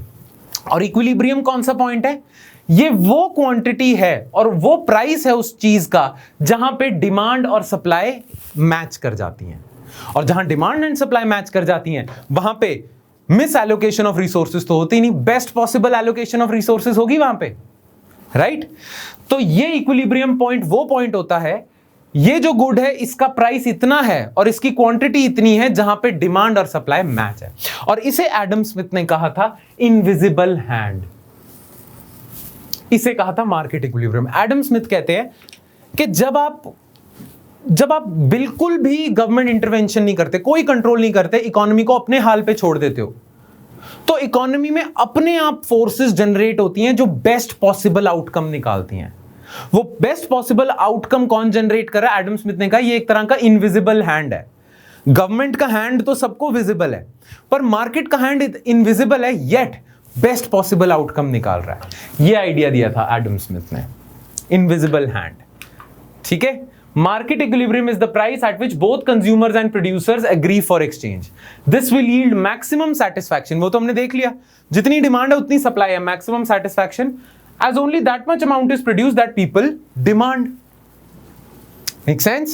ठीक है, चलो दो और चीजें मैं आपको बता देता हूं मार्केट इकोनॉमी की जो बेटर है और सेंट्रल प्लान्ड इकोनॉमी की जो खराब है। यहां पे दो पिक्चर्स देखना, ये वही एग्जांपल है जो मैंने अभी आपको यूनिवर्सिटी के बाहर खाने के आउटलेट्स का दिया था ना, वैसा ही एग्जांपल है। ये दोनों पिक्चर ना चाइना की हैं ना। चाइना में ना जो इकोनॉमी है वहां मार्केट इकोनॉमी भी है, सेंट्रल प्लान्ट भी है, पर सेंट्रल प्लान्ट का ना रोल ज्यादा है ना। चाइना ने क्या करा, चाइना ने सोचा कि यार इकोनॉमी में ना एक्सपेंशन करनी है, इकोनॉमी में डेवलपमेंट करनी है, बहुत बड़ा करना है इकोनॉमी को। तो चाइना ने ना सिटीज बनानी शुरू कर दी, मॉल्स बनाने शुरू कर दिए। गवर्नमेंट ने टैक्स पेयर का पैसा उठा के बड़ी बड़ी सिटीज बनानी शुरू कर दी, बड़े बड़े मॉल्स बनाने शुरू कर दिए। जब उन्होंने ये बना दिए, इतना पैसा खर्च कर दिया, ना इन शहरों में कोई है ना इन मॉल्स में कोई जाता है, क्योंकि ना इस शहर की ना इस मॉल की डिमांड थी, पर चाइना ने सप्लाई कर दी। वही एग्जांपल हो गया, मिस एलोकेशन ऑफ रिसोर्सेज हो गई। अगर इस शहर की डिमांड होती तो ऑटोमेटिकली घर बनने शुरू हो जाते, क्योंकि डिमांड है। पर चाइना ने सोचा नहीं, चाइना ने सोचा यार बना देते हैं, डेवलप कर देते हैं, पूरे चाइना को चकाचौंध कर देते हैं, इस रूरल एरिया में इतना बड़ा हाई राइजिंग शहर बना देते हैं। बना दिया ओरडोस चाइना में, कोई रहने ही नहीं आ रहा, वेस्ट होगी सारी रिसोर्सेस, पैसा वेस्ट हो गया, मिस एलोकेशन ऑफ रिसोर्सेज होगी। मॉल बना दिया ऐसे देहात में, कोई आया ही नहीं, डिमांड ही नहीं थी। आप कभी भी देखना मॉल्स इंडिया में स्टार्ट कब हुए थे? जो वेल टू डू शहर थे ना, जैसे पहले मेट्रोज वेल टू डू शहर थे जहां लोगों की स्पेंडिंग पावर थी, तो वहां पे डिमांड जनरेट हुई, क्योंकि स्पेंडिंग पावर थी लोगों की, तभी वहां पे मॉल्स आए, है ना। डिमांड थी लोगों के अंदर तो मॉल्स आ गए। जिन शहरों में डिमांड नहीं है, जहां पे इतनी स्पेंडिंग पावर नहीं है लोगों की, वहां मॉल्स नहीं है। Make sense? तो डिमांड होगी तभी सप्लाई होगी, तभी एलोकेशन ऑफ रिसोर्सेज अच्छी होगी, नहीं तो चाइना की तरह ये मिस एलोकेशन के एग्जांपल्स हो सकते हैं, है ना। वही एग्जांपल रिपीट हुआ है। दो और एडवांटेजेस हैं मार्केट इकोनॉमी के, ठीक है, दोनों मैं बता देता हूं। ये वर्ड्स याद रखना, ये इंपॉर्टेंट टर्म्स हैं। मार्केट इकोनॉमी जब होती है ना, तो टेक्निकल एफिशिएंसी होती है इकोनॉमी की।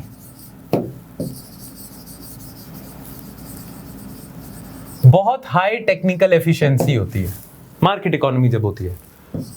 और दूसरी चीज, बहुत हाई इकोनॉमिक एफिशिएंसी होती है।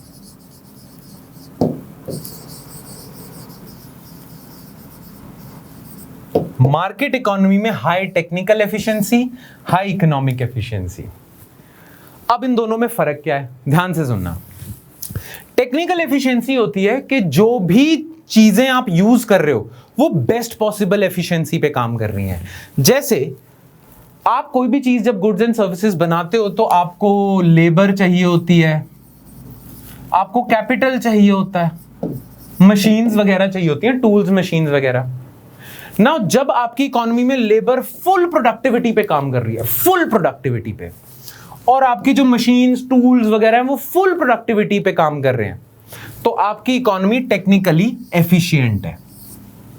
ठीक है, लेबर फुल उस पे काम कर रहा है, कैपिटल उस पे काम कर रहा है। ठीक है, आपकी इकोनॉमी टेक्निकली एफिशिएंट है। जितनी आप रिसोर्सेज लगा रहे हो उससे आप मैक्सिमम, मतलब जो जो चीजें आप लगा रहे हो वो अपनी मैक्सिमम एफिशिएंसी पे काम कर रहे हैं, और इसी वजह से इकोनॉमी में पैसा आ रहा है, टेक्निकल एफिशिएंसी। ना कहा यह जाता है कि मार्केट इकोनॉमी में टेक्निकल एफिशिएंसी पता है कैसे इंश्योर हो जाती है। मान लो आपकी फैक्ट्री में लेबरर फुल प्रोडक्टिविटी पे काम नहीं कर रहा है और गवर्नमेंट का कोई हाथ नहीं है, आपके ऊपर है उस लेबर को रखना है या निकालना है। अगर वो अच्छी प्रोडक्टिविटी पे आपका लेबरर काम नहीं कर रहा है तो आप क्या करोगे, निकाल दोगे उसे और उसको रखोगे जो अच्छे से कर रहा है। कंपटीशन हो जाएगा ना लेबरर्स में, सारे लेबरर्स में कंपटीशन होगा, तो वही लेबरर जीतेगा जो बेस्ट पॉसिबल परफॉर्म करेगा, राइट। तो आपकी फैक्ट्री में बेस्ट पॉसिबल परफॉर्मेंस आएगी। सेम मशीन्स हैं, जो टूल्स मशीन्स हैं, अगर कोई घटिया क्वालिटी की मशीन आपको टूल कैपिटल दे रहा है तो क्या होगा फिर उससे? आप नहीं रखोगे, आप, क्योंकि आपके पास चॉइस है ना, फ्रीडम है मार्केट इकोनॉमी में। तो टेक्निकल एफिशिएंसी इंश्योर होती है। पर कहा यह जाता है कि सेंट्रल प्लान्ड इकोनॉमी में भी टेक्निकल एफिशिएंसी हो सकती है। मान लो कोई डिक्टेटर आ जाता है और गवर्नमेंट पूरा कंट्रोल करती है और गवर्नमेंट डंडे के जोर पे लेबर से भी पूरा काम करवा लेती है, कैपिटल से भी करवा लेती है। टेक्निकल एफिशिएंसी तो सेंट्रल प्लान्ड इकोनॉमी में भी इंश्योर की जा सकती है, ठीक है। इस पे सिर्फ मार्केट इकोनॉमी का पेटेंट नहीं है, वहां भी करी जा सकती है। पर सेंट्रल प्लान्ड इकोनॉमी में इकोनॉमिक एफिशिएंसी इंश्योर नहीं की जा सकती। इकोनॉमिक एफिशिएंसी तो मार्केट इकोनॉमी में ही होगी। अब इकोनॉमिक एफिशिएंसी क्या, ध्यान से सुनना। लेट्स सपोज इंडिया की गवर्नमेंट ना सारा लेबर कैपिटल वगैरह यूज करके, रिसोर्सेज यूज करके 100 रुपए के गुड्स बना देती है, ठीक है। अब इस 100 रुपए के गुड्स वगैरह बनाने में इंडिया का खुद लेट्स सपोज खर्चा 50 रुपीज का हो गया था, ठीक है। इन 100 रुपए के गुड्स बनाने में इंडिया का 50 रुपीज का खर्चा हो गया था, क्लियर। अब ना एक और कंट्री है बांग्लादेश, मान लो बांग्लादेश भी 100 रुपए के गुड्स बनाती है, पर पता चलता है बांग्लादेश ने ना सिर्फ 10 रुपए खर्च करे। इंडिया ने ज्यादा खर्चा करके इतना बनाया और बांग्लादेश ने सेम बनाया कम खर्चा करके। That means Bangladesh is doing something right. That means Bangladesh is economically efficient, है ना। इंडिया ने जो 50 रुपीज खर्च करे हैं, इसमें से लगता है इंडिया ने कुछ पैसे तो वेस्ट ही करे हैं, क्योंकि 10 रुपए से भी 100 रुपए बन सकते थे। दैट मीन्स 40 रुपीज शायद इंडिया ने वेस्ट कर दिए। इंडिया ये 40 रुपीज बचा लेता अगर अच्छे से एलोकेशन करता रिसोर्सेज की। इंडिया ने मिस एलोकेशन करी है, तभी इंडिया के ज्यादा खर्चा हो गया, बना उतना। इसने बेस्ट पॉसिबल करी है तो 10 रुपए लगे और 100 रुपीज की गेन हुआ। तो ये इकोनॉमिकली ज्यादा एफिशिएंट है बांग्लादेश। ना मार्केट इकोनॉमी में क्योंकि रिसोर्सेज बेस्ट पॉसिबल एलोकेशन होती है, इसलिए इकोनॉमिक एफिशिएंसी होती है। सेंट्रल प्लान्ड इकोनॉमी में ये सब हो जाता है, खर्चा आप इतना सारा कर देते हो फिर भी बनता कुछ है नहीं, right. Make sense. I hope ये सारी चीजें आपको समझ आई, क्योंकि ये सारी चीजें जो अभी हमने डिस्कस करी है इसने आपका बेस बनाया होगा, राइट। चलो अभी हमने थोड़ी देर पहले फोर्सेस ऑफ मार्केट देखी हैं, forces of demand and supply देखी है। तो ये जो फोर्सेस ऑफ डिमांड है, फोर्सेस ऑफ सप्लाई है, इनको इंडिविजुअली देखते हैं। सबसे पहले demand side of the economy को देखते हैं कि जो demand side of the economy है ये कैसे है, ठीक है। नाउ याद रखना, जो demand side of the economy होती है ना, वो हम देखते हैं कंज्यूमर के पॉइंट ऑफ व्यू से। एक जो कंज्यूमर होता है, जो गुड्स एंड सर्विसेज कंज्यूम करता है। जो supply side of the economy है वो हम प्रोड्यूसर के पर्सपेक्टिव से देखते हैं, जो गुड्स प्रोड्यूस करता है। खैर supply side of the economy पे अभी हम थोड़ी देर में आते हैं, पहले demand side of the economy की बात करते हैं। सबसे पहले हम बात करते हैं लॉ ऑफ डिमांड की। लॉ ऑफ डिमांड हम ऑलमोस्ट डिस्कस कर ही चुके हैं जब हमने मार्केट इक्विलिब्रियम डिस्कस किया था। उसमें क्या है लॉ ऑफ डिमांड में? लॉ ऑफ डिमांड ये कहता है कि जैसे आप किसी गुड का प्राइस बढ़ा देते हो उसकी डिमांड कम हो जाती है, और जब आप उसका प्राइस कम कर देते हो उसकी डिमांड बढ़ जाती है। Demand for a good and its price are inversely related. यही लॉ ऑफ डिमांड है, दैट्स इट, ठीक है। सो लॉ ऑफ डिमांड क्या कहेगा? Conditional on all else being equal, as the price of a good increases, quantity demanded decreases. Conversely, as the price of a good decreases, quantity demanded increases. ठीक है, ये law of demand है ना। ये जो law है ना, इसकी एक बेसिक अजम्पशन है। अजम्पशन ये है कि conditional on all else being equal. ये लाइन पहले क्यों लिखी हुई है? क्योंकि डिमांड जो होती है ना किसी गुड की, वो बहुत सारी चीजों पे डिपेंड करती है। आपकी actual preference for a particular good, आपको किसी गुड से अटैचमेंट है, प्रेफरेंस है, कोई एसोसिएशन है आपकी। डिमांड तो उन वजहों से भी होती है। तो ये लॉ कहता है कि वो सारी चीजें साइड पे कर दो। अब देखो कि क्या डिमांड और प्राइस में क्या रिलेशनशिप है, ठीक है। वो सारी चीजें हटा दो, बाकी सारी चीजें, प्राइस और डिमांड इनवर्सली रिलेटेड है, ठीक है। एक और असम्पशन है, इकोनॉमिक एजेंट्स आर रैशनल। इसका मतलब क्या है? हम डिमांड साइड कंज्यूमर के पॉइंट ऑफ व्यू से बात करें ना, तो कंज्यूमर्स रैशनल हैं, ये हम मान के चल रहे हैं। कंज्यूमर्स बहुत टाइम पे इरैशनली भी बिहेव करते हैं, जहां पे कई बारी बहुत सारे रीजंस की वजह से वो अपना ही नुकसान कर जाते हैं। ये चीज एज्यूम कर रही है, ये लॉ ऑफ डिमांड एज्यूम कर रहा है कि कंज्यूमर्स आर रैशनल, वो यूटिलिटी मैक्सिमाइजर्स हैं, यानी कि वो प्राइस को और एक पर्टिकुलर गुड की यूटिलिटी को देख परख के ही खरीदते हैं, तभी उसकी डिमांड करते हैं। ठीक है, तो ये तो है बेसिकली लॉ ऑफ डिमांड कि as price of a good and demand for a good are inversely related. ठीक है, पर कुछ ऐसे भी गुड्स हैं जो लॉ ऑफ डिमांड मानते ही नहीं है, they oppose law of demand. There are two types of goods that do not follow law of demand, वो लॉ ऑफ डिमांड के उल्टा चलते हैं। लॉ ऑफ डिमांड का उल्टा चलना मतलब क्या होता है? लॉ ऑफ डिमांड कहता है प्राइस और डिमांड इनवर्सली रिलेटेड है। ये वो गुड्स हैं जो प्राइस के साथ इनकी डिमांड मूव करती है। ये वो गुड्स हैं कि इनका प्राइस बढ़ेगा तो इनकी डिमांड बढ़ेगी, प्राइस कम होगा इनकी डिमांड कम होगी। ठीक है, नाउ ये कौन से गुड्स हैं? There are various exceptions to this law. एक होते हैं वेबलन गुड्स और एक होते हैं गिफन गुड्स। ठीक है, नाउ वेबलन गुड्स क्या है? यहां पे आप देख सकते हो एग्जांपल। वेबलन गुड्स होते हैं luxury goods, extremely luxurious goods. ये वो लग्जरी गुड्स हैं जिन्हें लोग ना स्टेटस सिंबल के लिए खरीदते हैं। बहुत सारे ऐसे गुड्स हैं जो लोग स्टेटस सिंबल के लिए खरीदते हैं, राइट? जैसे कि रोलेक्स की वॉचेस हो गई, टैग हॉयर की वॉचेस हो गई, ठीक है, डियोर वगैरह के लेडीज के बैग्स हो गए, है ना? ऐसे बहुत सारे गुड्स हैं जो लोग ना स्टेटस सिंबल के लिए खरीदते हैं। ठीक है ना, स्टेटस सिंबल के लिए जो कंजम्पशन होती है ना, जो स्टेटस सिंबल के लिए लोग कंज्यूम कर रहे हैं गुड्स, उसे हम कहते हैं कॉन्स्पिक्यूअस कंजम्पशन।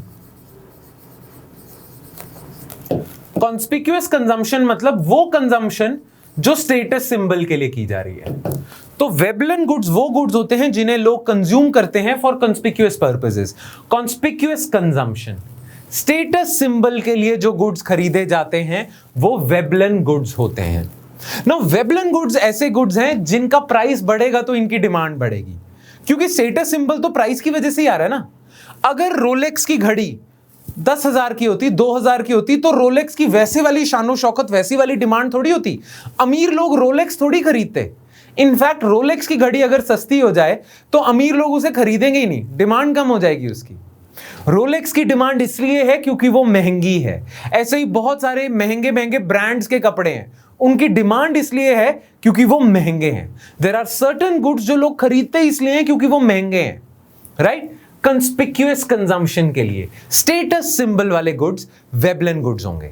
इनका प्राइस कम होगा, इनकी डिमांड कम हो जाएगी। जितने महंगे होंगे उतने ही इनकी डिमांड बढ़ेगी, उतनी उनकी यूटिलिटी बढ़ती है।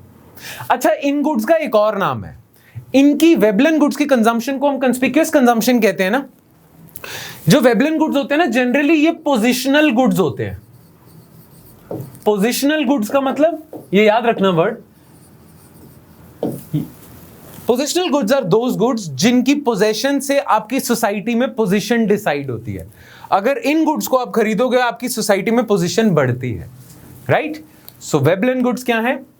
These are types of luxury goods for which the quantity demanded increases as the price increases. ठीक है? अच्छा, तो ये लॉ ऑफ डिमांड फॉलो नहीं करते, इनफैक्ट ये ऑपोजिट चलते हैं लॉ ऑफ डिमांड के। एक और तरीके के गुड्स होते हैं जो लॉ ऑफ डिमांड के ऑपोजिट चलते हैं, और वो होते हैं गिफन गुड्स।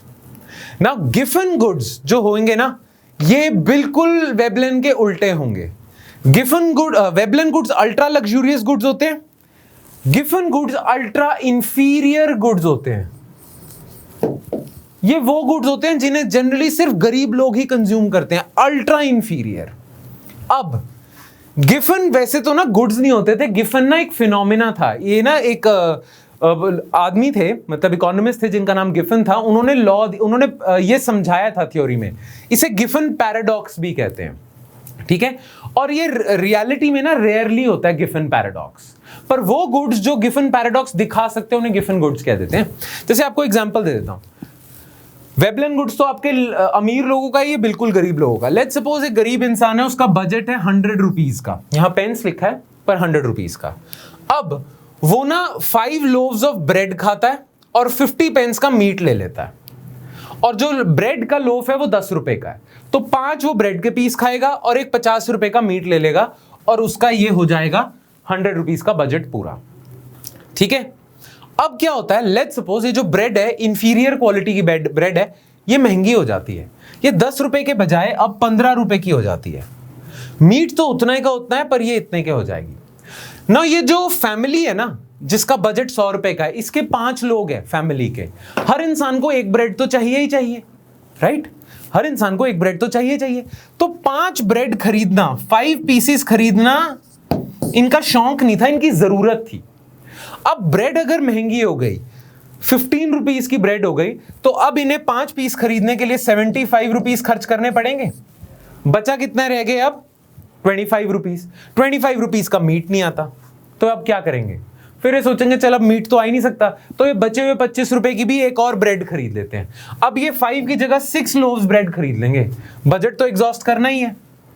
तो इस केस में क्या हुआ? जैसी ब्रेड का प्राइस बढ़ा, ब्रेड की कंजम्पशन या डिमांड भी बढ़ गई। ठीक है ना? आप सोच रहे होगे ये तो बड़ी रेयर सी चीज है, ऐसा थोड़ी होता है। हाँ, गिफन फिनोमिना या गिफन पैराडॉक्स रेयर फिनोमिना है, रेयर पैराडॉक्स है, रेयरली होता है, पर एक पॉसिबिलिटी तो है, राइट? इसीलिए इसे जनरली गिफन गुड्स नहीं, गिफन पैराडॉक्स भी कह देते हैं। खैर, ये आपको 2 चीजें याद रखनी है कि वेबलन गुड्स और गिफन गुड्स दोनों ही लॉ ऑफ डिमांड फॉलो नहीं करते, बाकी सारे गुड्स करते हैं। Veblen goods ultra luxurious goods होते हैं, positional conspicuous consumption. Giffen goods ultra inferior goods होते हैं। ठीक है जी, क्लियर? चलो आगे बढ़ते हैं। नाउ अदर इंपॉर्टेंट टर्म्स जो आपको पता होनी चाहिए, ठीक है, देख लेते हैं एक करके। नॉर्मल गुड्स, इंफीरियर गुड्स क्या होते हैं? तो नॉर्मल गुड्स क्या होंगे? देखो, नॉर्मल गुड्स वो गुड्स होंगे जिनकी कंजम्पशन बढ़ जाएगी जैसी आपकी इनकम बढ़ेगी। ध्यान रखना, मैं प्राइस की बात नहीं कर रहा, प्राइस को साइड पे करो। लेट्स सपोज प्राइस कांस्टेंट है, जैसे जैसे आपकी इनकम बढ़ती जाती है, आपकी गुड्स की कंजम्पशन भी बढ़ती जाती है, आप ज्यादा चीजें खरीदोगे, तो इनकम के साथ साथ आपके गुड्स की कंजम्पशन भी बढ़ रही है। किन गुड्स की कंजम्पशन बढ़ रही है? नॉर्मल गुड्स की कंजम्पशन बढ़ रही है। डेफिनेशन से ही पता चल जाएगा। A good whose quantity demanded is directly proportional to the consumer income. Income, आपकी इनकम बढ़ेगी, आप ज्यादा चीजें खरीदोगे, आपकी इनकम बढ़ेगी, आप ज्यादा माइक्रोवेव, फ्रिज वगैरह ये चीजें, एसी, फोन वगैरह ज्यादा खरीदोगे, आपकी फैमिली। वो नॉर्मल गुड्स हैं। कुछ होते हैं इंफीरियर गुड्स, ये ऑपोजिट है नॉर्मल गुड्स के। इंफीरियर गुड्स नॉर्मल गुड्स के ऑपोजिट होंगे। अब ऑपोजिट कैसे होंगे? इंफीरियर गुड्स वो गुड्स होते हैं कि जैसे ही आपकी इनकम बढ़ेगी, आपकी डिमांड फॉर दैट गुड्स कम हो जाएगी। अब आप अमीर हो जाओगे ना, अब आप इंफीरियर गुड्स थोड़ी खरीदोगे। लेट्स सपोज पहले आप गरीब थे और आप एक इंफीरियर क्वालिटी ऑफ चावल खाते थे। अब जैसे ही आप अमीर होगे, ज्यादा पैसे आएंगे, अब आप बासमती कंज्यूम करोगे। तो जैसी आपकी इनकम बढ़ी, your demand for inferior quality of chawal decreases. In this case that inferior quality of chawal becomes inferior good. ठीक है? A good whose quantity demanded is inversely related to consumer income. By the way, inferior good क्या होते हैं, normal good क्या होते हैं, ये बड़ा सब्जेक्टिव सी चीज है, पर्सन टू पर्सन डिपेंड करता है। आपके लिए होंडा सिटी नॉर्मल गुड होगा, पर अंबानी जी के लिए तो वो इंफीरियर गुड है। पर्सन टू पर्सन डिपेंड करता है। आपके लिए मान लो केल्विन क्लाइन के कपड़े नॉर्मल गुड्स हैं, पर किसी बहुत अमीर के लिए तो वो इंफीरियर गुड है। तो बड़ी रिलेटिव सी चीज है, सब्जेक्टिव सी चीज है, फिर भी हमें पता होना चाहिए इसके बारे में। ठीक है? चलो, अब ये 2 टाइप्स के गुड हैं, ये ध्यान से सुनना।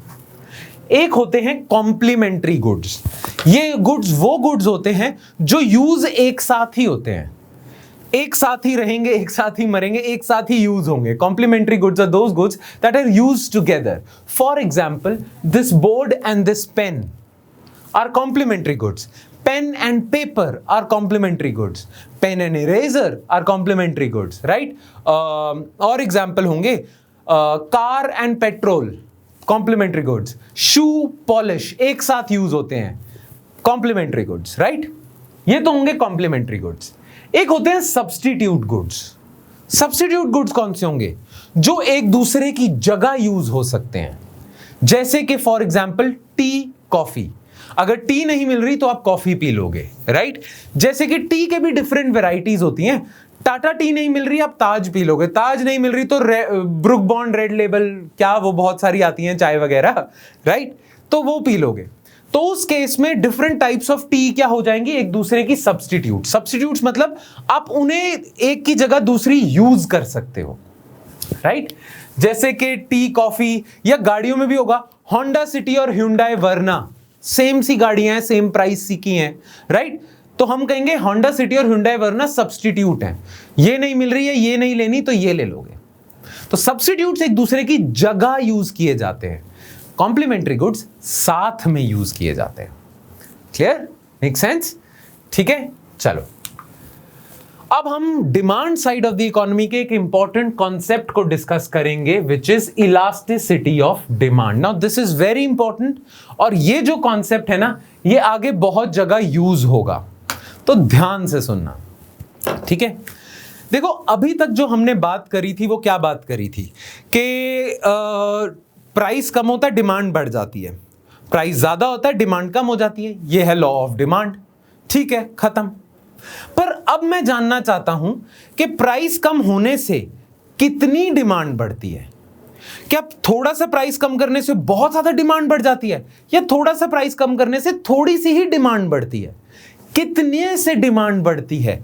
तब मैं आ जाता हूं इलास्टिसिटी के डोमेन में। ये तो मुझे पता है कि प्राइस और डिमांड इनवर्सली रिलेटेड है, कम करूंगा डिमांड बढ़ेगी, ज्यादा करूंगा डिमांड कम होगी, पर कितने से बढ़ेगी या कम होगी डिमांड प्राइस के चेंज होने से, वो इलास्टिसिटी होती है।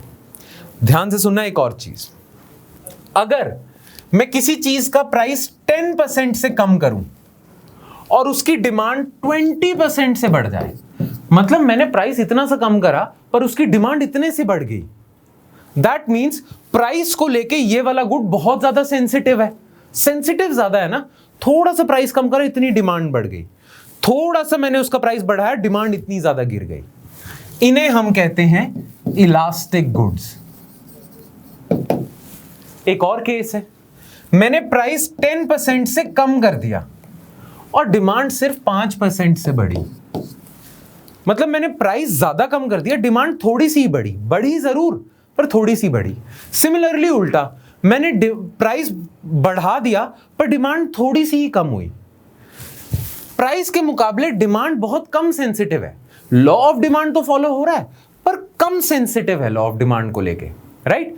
थोड़ा सा ही उसमें चेंज आ रहा है with respect to price change. इस समय मैं गुड को कहूंगा इनइलास्टिक। और एक और केस होता है, बड़ा रेयर होता है पर होता जरूर है, ठीक है? मैंने 10% से प्राइस कम करा और डिमांड 10% से ही बढ़ गई, या मैंने 10% से प्राइस बढ़ाया, डिमांड 10% से ही कम हो गई, उसे मैं कहता हूं यूनिट इलास्टिक। अब देखो, price elasticity of demand actually measures the responsiveness of the demand of a good to the change in its price. Price को लेके डिमांड कितनी सेंसिटिव है, रिस्पॉन्सिव है, वो बताता है, ठीक है ना? जो प्राइस इलास्टिसिटी का सिंबल है ये होता है, और इसका फॉर्मूला क्या है? Percentage change in demand divided by percentage change in price. यानी कि प्राइस आपने चेंज करा 10% से और डिमांड बढ़ गई 20% से, तो प्राइस इलास्टिसिटी कितनी आई? 2। ठीक है, इसमें क्या हुआ? प्राइस को लेके डिमांड ज्यादा सेंसिटिव है। सिमिलरली प्राइस मैंने चेंज करा 10% से पर डिमांड सिर्फ 5% से बढ़ी।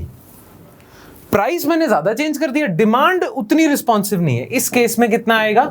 0.5। आप देखोगे जब भी price elasticity is greater than 1, अगर price elasticity is greater than 1,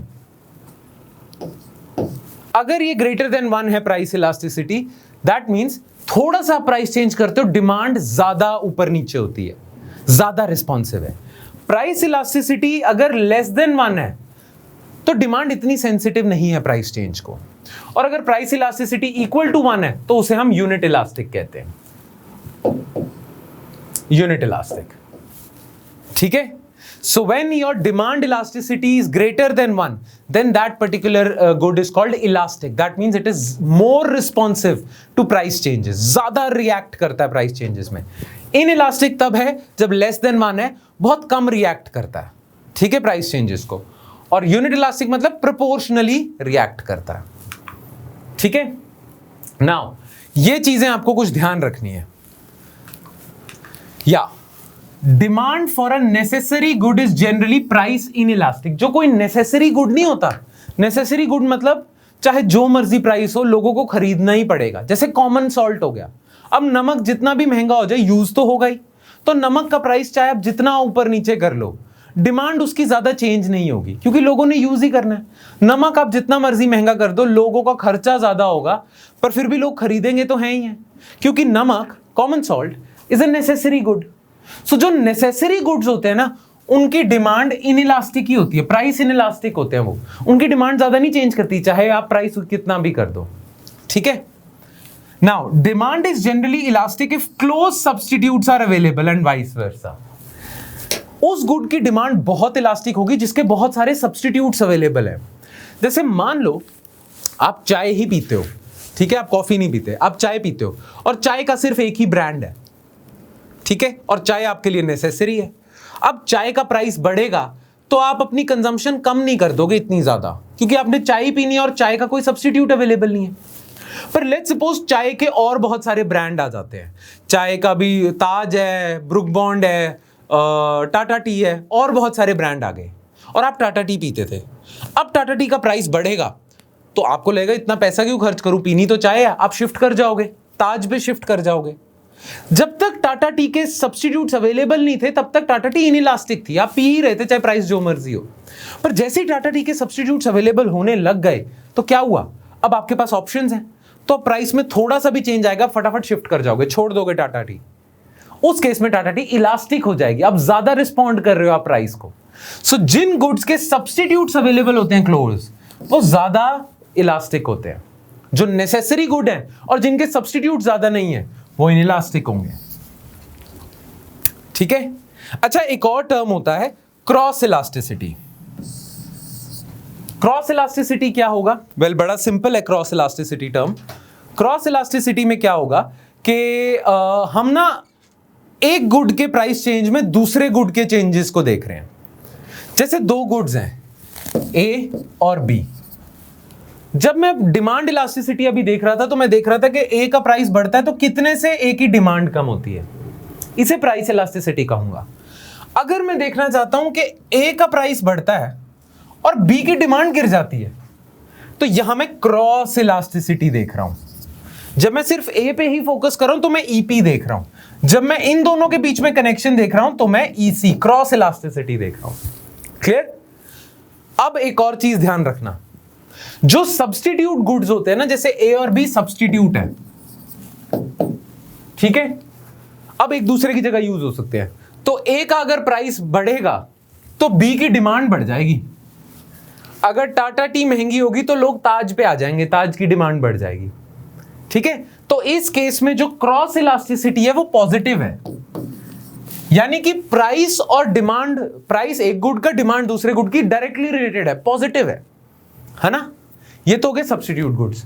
अब मैं आ जाता हूं कॉम्प्लीमेंट्री गुड्स। मान लो ए और बी कॉम्प्लीमेंट्री गुड्स हैं, ठीक है, शू पॉलिश, ठीक है, तो शू का अगर प्राइस महंगा होगा, शू महंगा हो जाएगा, कम लोग शूज खरीदेंगे, शूज अगर लोग कम खरीदेंगे तो पॉलिश की भी तो डिमांड कम हो जाएगी।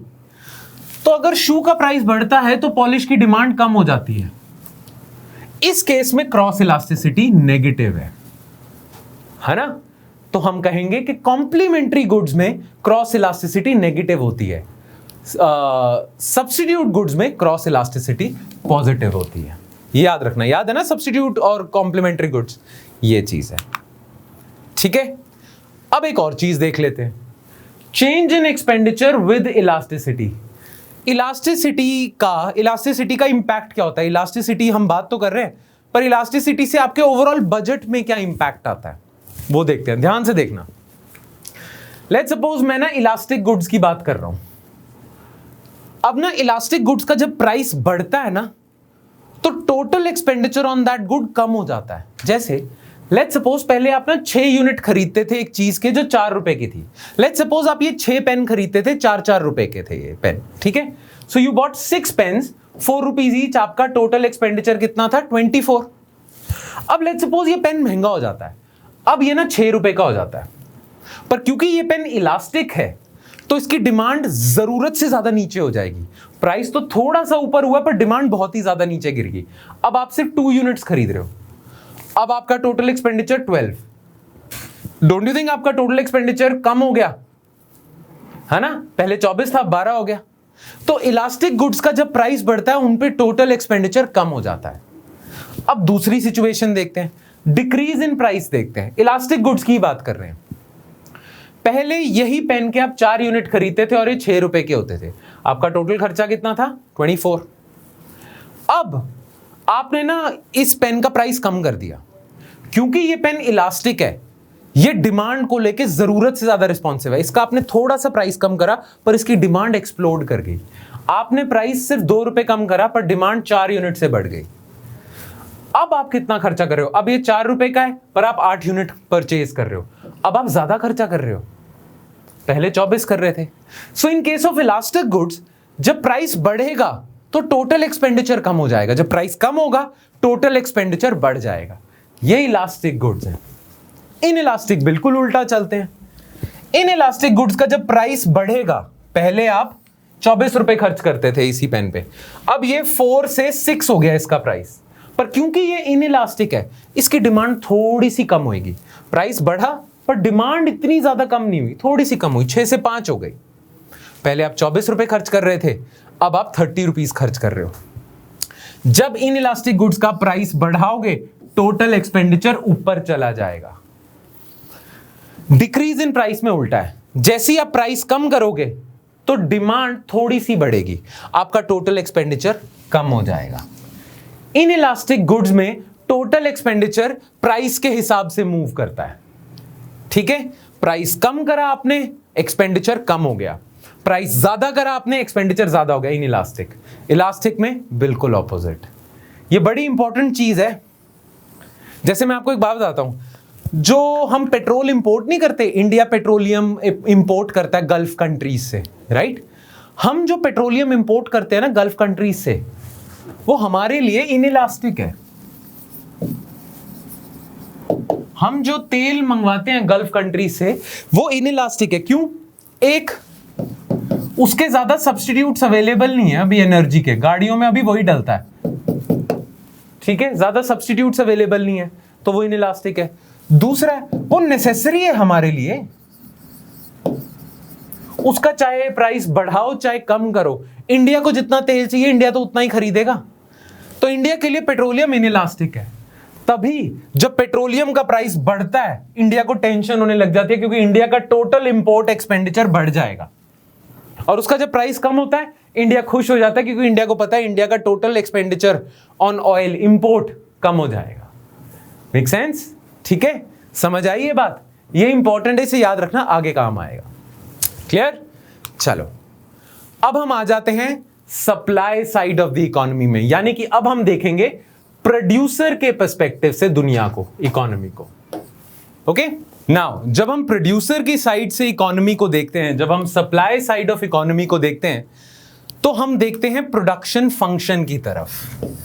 Production function. Now production function क्या है? जैसा कि आप लोग जानते हो कि जो प्रोड्यूसर होता है ना, वो 2 चीजों पे फोकस्ड होता है। उसकी फैक्ट्री की आउटपुट कितनी है, यानी कि वो जो गुड्स एंड फाइनल गुड्स बना रहा है वो कितने बना रहा है, उसकी आउटपुट कितनी है, और वो इनपुट क्या यूज कर रहा है, राइट? एक फैक्ट्री ओनर होता है, एक प्रोड्यूसर होता है, उसके लिए 2 चीजें इंपॉर्टेंट होती हैं, आउटपुट क्या है उसकी और उसकी इनपुट्स कितनी लग रही हैं। ना ये जो प्रोडक्शन फंक्शन है ना, ये इन दोनों के बीच में रिलेशन बताता है कि इन दोनों के बीच का रिलेशन क्या है। क्योंकि एक प्रोड्यूसर के लिए ना ये रिलेशन बहुत ज्यादा इंपॉर्टेंट है कि वो कितना इनपुट डाले जिससे उसकी इतनी आउटपुट हो जाए। हर प्रोड्यूसर के लिए प्रोडक्शन फंक्शन इंपॉर्टेंट होता है ना। प्रोडक्शन फंक्शन को थोड़ा डिटेल में और अच्छे से समझने से पहले एक बार ये देख लेते हैं कि ये इनपुट्स हैं क्या। ठीक है, तो जनरली ये जो इनपुट्स होते हैं ना, जितने भी जो भी इनपुट्स यूज करता है कोई भी प्रोड्यूसर, उसे हम कहते हैं फैक्टर्स ऑफ प्रोडक्शन। जनरली जो इनपुट्स यूज किए जाते हैं ना, उन्हें हम क्लासिफाई कर देते हैं 4 पार्ट्स में। कोई भी प्रोड्यूसर होता है, उसे लैंड चाहिए होती है अपने प्रोडक्शन करने के लिए, उसे लेबर चाहिए होती है प्रोडक्शन करने के लिए, उसे कैपिटल चाहिए होती है, मशीन्स, टूल्स वगैरह वगैरह, और एंटरप्रेन्योरशिप चाहिए होती है। किसी भी फैक्ट्री में ये 4 फैक्टर्स ऑफ प्रोडक्शन बहुत ज्यादा इंपॉर्टेंट है, और ये 4 फैक्टर्स ऑफ प्रोडक्शन होते हैं इनपुट्स। ठीक है, ये इनपुट्स होंगे। नाउ इन्हीं फैक्टर्स ऑफ प्रोडक्शन पे आपको रिटर्न भी मिलता है। लैंड पे आपको मिलता है रेंट, लेबर को मिलती है वेजेस, कैपिटल पे जो भी लोन वगैरह लिया उस पे मिलता है इंटरेस्ट, और एंटरप्रेन्योर तो प्रॉफिट कमाता है, राइट? तो ये इनपुट्स हो गए और ये इन पे रिटर्न हो गई, जिन्हें हम फैक्टर इनकम कहते हैं। आपके पास लैंड है, आप रेंट पे दे दो, राइट? तो ये फैक्टर्स ऑफ प्रोडक्शन हो गए जो इनपुट्स होंगे, और इन इनपुट्स पे जो रिटर्न होगी वो होगी फैक्टर इनकम। नाउ अभी हम फोकस करते हैं इनपुट्स पे, और इनपुट्स में भी ना सिर्फ इन 2 इनपुट्स पे फोकस करते हैं। लेट्स सपोज एक जो प्रोड्यूसर है उसको सिर्फ 2 ही मेजर इनपुट्स चाहिए, एक चाहिए उसे लेबर और एक चाहिए उसे कैपिटल। लेट्स सपोज यही 2 इनपुट्स चाहिए। इसे मैं L के सिंबल से डिनोट करता हूं, और लेट्स सपोज इसे मैं डिनोट करता हूं K के सिंबल से, कैपिटल को, और ये आपका आउटपुट है, इसे तो हम O कहेंगे ना। जो प्रोडक्शन फंक्शन होगा ना वो रिलेशन बताएगा बिटवीन आउटपुट एंड इनपुट, और इनपुट में क्या है? लेबर और कैपिटल। तो लेट्स सपोज किसी कंपनी का प्रोडक्शन फंक्शन है L इंटू K, ये प्रोडक्शन फंक्शन है। इसका मतलब पता क्या है कि अगर वो 10 लेबरर्स डालेगा और 10 यूनिट्स ऑफ कैपिटल डालेगा तो उसकी आउटपुट होगी 100। ठीक है, ये उसको पता चल जाता है कि उसके इनपुट का क्या कॉम्बिनेशन होना चाहिए जिससे इतनी आउटपुट आएगी। अगर उसे 100 गुड्स बनाने हैं तो उसको ये कॉम्बिनेशन चूज करना पड़ेगा, या 20 लेबरर्स 5 कैपिटल, ये कॉम्बिनेशन चूज करना पड़ेगा, बिकॉज उसका प्रोडक्शन फंक्शन है ये। कभी कभी प्रोडक्शन फंक्शन होता है 2L into K, 2L into K होगा। ठीक है, उस केस में कुछ और आउटपुट और लेबर कैपिटल का कॉम्बिनेशन होगा, राइट? और ऐसे ही बहुत सारे टाइप के प्रोडक्शन फंक्शन है। ऐसा भी हो सकता है कि 2L/3K, ये भी हो सकता है ना? तो प्रोडक्शन फंक्शन बेसिकली एक प्रोड्यूसर को बता रहा है कि उसके इनपुट्स का क्या रिलेशन है उसके आउटपुट्स के साथ, जिससे उसे आइडिया लग जाता है कि मैं कितने इनपुट्स डालूं, किस हिसाब से डालूं, जिससे मुझे इतना डेजिग्नेटेड आउटपुट मिल जाए। This is nothing but production function. It is a relation between physical output of a production process to physical inputs. Factors of production: land, labor, capital, entrepreneurship. It is a mathematical function that relates the maximum output that can be obtained from a given number of inputs. ठीक है? हाँ, इस production function में ना हम 2 assumption लेके चल रहे हैं कि जो आपकी लेबर है ना, ये फुल एफिशिएंसी पे काम कर रही है। ये नहीं है कि लेबर कभी छुट्टी कर रही है, कभी कुछ कर रही है। लेबर अगर फुल एफिशिएंसी पे काम कर रही है तो ही ये जो रिलेशन है ये वैलिड होगा। ये अजम्पशन है कि आपकी कैपिटल फुल एफिशिएंसी पे है, लेबर फुल एफिशिएंसी पे है। इससे रिलेटेड हमने एक टर्म करा था, याद है? टेक्निकल एफिशिएंसी, है ना? तो लेबर और कैपिटल अपने फुल एफिशिएंसी पे है तो ये रिलेशन फॉलो होगा। तो ये मेजर अजम्पशन है इसकी। Plus a production function is defined for a given technology level. तो 2 अजम्पशन है, फुल टेक्निकल एफिशिएंसी किसी गिवन टेक्नोलॉजी लेवल पे। इसका मतलब पता है क्या है कि अगर टेक्नोलॉजी लेवल चेंज हो गया, नई टेक्नोलॉजी आ गई, तो ये चीज भी चेंज हो सकती है। 2L इंटू K हो सकता है, ठीक है, ये भी हो सकता है। तो एक पर्टिकुलर टेक्नोलॉजी लेवल और फुल एफिशिएंसी पे लेबर कैपिटल काम कर रही है, तो ये रिलेशन है। प्रोडक्शन फंक्शन ये होता है। पर बेसिकली आपको पता होना चाहिए कि प्रोडक्शन फंक्शन कुछ नहीं करता, it defines the relationship between inputs and outputs for a producer, for a supplier. ठीक है, चलो अब आपको ये प्रोडक्शन फंक्शन समझ आ गया, इनपुट आउटपुट का समझ आ गया। एक और इससे रिलेटेड कॉन्सेप्ट कर लेते हैं, वैसे उसके चांसेस कम है आने के पेपर में, फिर भी आ सकता है। वो है आइसोक्वांट। नाउ आइसोक्वांट क्या है? It is a set of all possible combinations of 2 inputs, labour and capital, that yield the same level of output. ठीक है, जैसे कि प्रोडक्शन फंक्शन है आपका L इंटू K, ठीक है, और अगर मुझे 100 की आउटपुट चाहिए, अगर मुझे 100 की आउटपुट चाहिए तो मैं मल्टीपल कॉम्बिनेशंस ले सकता हूं। मैं 10 लेबर इंटू 10 कैपिटल भी कर सकता हूं, मैं 20 लेबर इंटू 5 कैपिटल भी कर सकता हूं, मैं 5 लेबर इंटू 20 कैपिटल भी कर सकता हूं। बहुत सारे कॉम्बिनेशंस हैं। सेम 100 के यूनिट्स लेने के लिए, 100 लेवल की आउटपुट लेने के लिए बहुत सारे combination of labour and capital हो सकता है। इन सारे कॉम्बिनेशंस को मैं अगर ग्राफ पे लगा दूं तो ऐसा कर्व बन जाएगा। यहां पे देखना, y एक्सिस पे है कैपिटल, x एक्सिस पे है लेबर, ठीक है। तो चाहे मैं इधर लगा लो, लेट्स सपोज ये है 10 और ये है 5, 10 और सॉरी ये लेट्स सपोज ये है 20 और ये है 5। तो अगर मैं 20 कैपिटल 5 लेबर लगा लूं तो भी 100 मिलेगा मुझे, या मैं 20 लेबर 5 कैपिटल लगा लूं तो भी मुझे 100 मिलेगा। तो जब मैं डिफरेंट कॉम्बिनेशंस जो सेम आउटपुट देंगे उन्हें ग्राफ पे लगा देता हूं, मुझे मिलता है आइसोक्वांट। ये कर्व एक आइसोक्वांट है, जैसा आप देख सकते हो ये एक आइसोक्वांट है जिसमें 100 का आउटपुट मिल रहा है।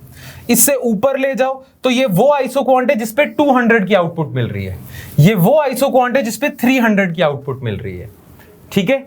बस जैसे जैसे आउटपुट बढ़ती जाएगी आइसोक्वांट आउटवर्ड जाता रहेगा, ये ध्यान में रखना है। और ये ध्यान में रखना है कि इस लाइन पे कोई भी कॉम्बिनेशन ऑफ लेबर कैपिटल ले लो आप 100 मिलेगा, इस लाइन पे कोई भी कॉम्बिनेशन ले लो 200 मिलेगा। अगर थोड़ा सा कंफ्यूजिंग लग रहा है तो कोई बात नहीं, रिवाइज करना और क्लियर हो जाएगा। अगर अभी लग रहा है ऐसे कॉम्प्लिकेटेड, रिवाइज करना और अच्छे से क्लियर हो जाएगा। नहीं होता तो फिर मैं तो यहां हूं ही, मुझसे पूछ लेना। क्लियर, ठीक है। तो ये हो गया हमारा आइसोक्वांट। तो अब आपको प्रोडक्शन फंक्शन समझ आ गया, आइसोक्वांट समझ आ गया। चलो आगे चलते हैं, ये इंपॉर्टेंट चीज है, total average marginal product. Total product क्या होता है, एवरेज प्रोडक्ट क्या होता है, मार्जिनल प्रोडक्ट क्या होता है। नाउ देखो, बहुत सारे फैक्टर्स ऑफ प्रोडक्शन है, लैंड है, लेबर है, कैपिटल है, और अभी हम इन तीन को लेके चलते हैं, एंटरप्रेन्योरशिप को नहीं लेके चलते, ठीक है।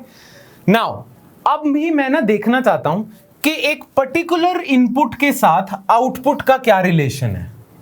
बाकी दोनों इनपुट को ना मैं कांस्टेंट कर देता हूं, मैं लैंड और कैपिटल को कांस्टेंट कर देता हूं। अब मैं देखता हूं कि मैं जितने लेबर लगा रहा हूं उसके खिलाफ मेरे पास आउटपुट क्या आ रही है। जैसे मैंने देखा, मैं लैंड और लेबर मैंने कांस्टेंट कर दिया। अब मैं देखता हूं जैसे ही मैंने 10 लेबरर्स लगाए मेरी आउटपुट आ गई 100 की।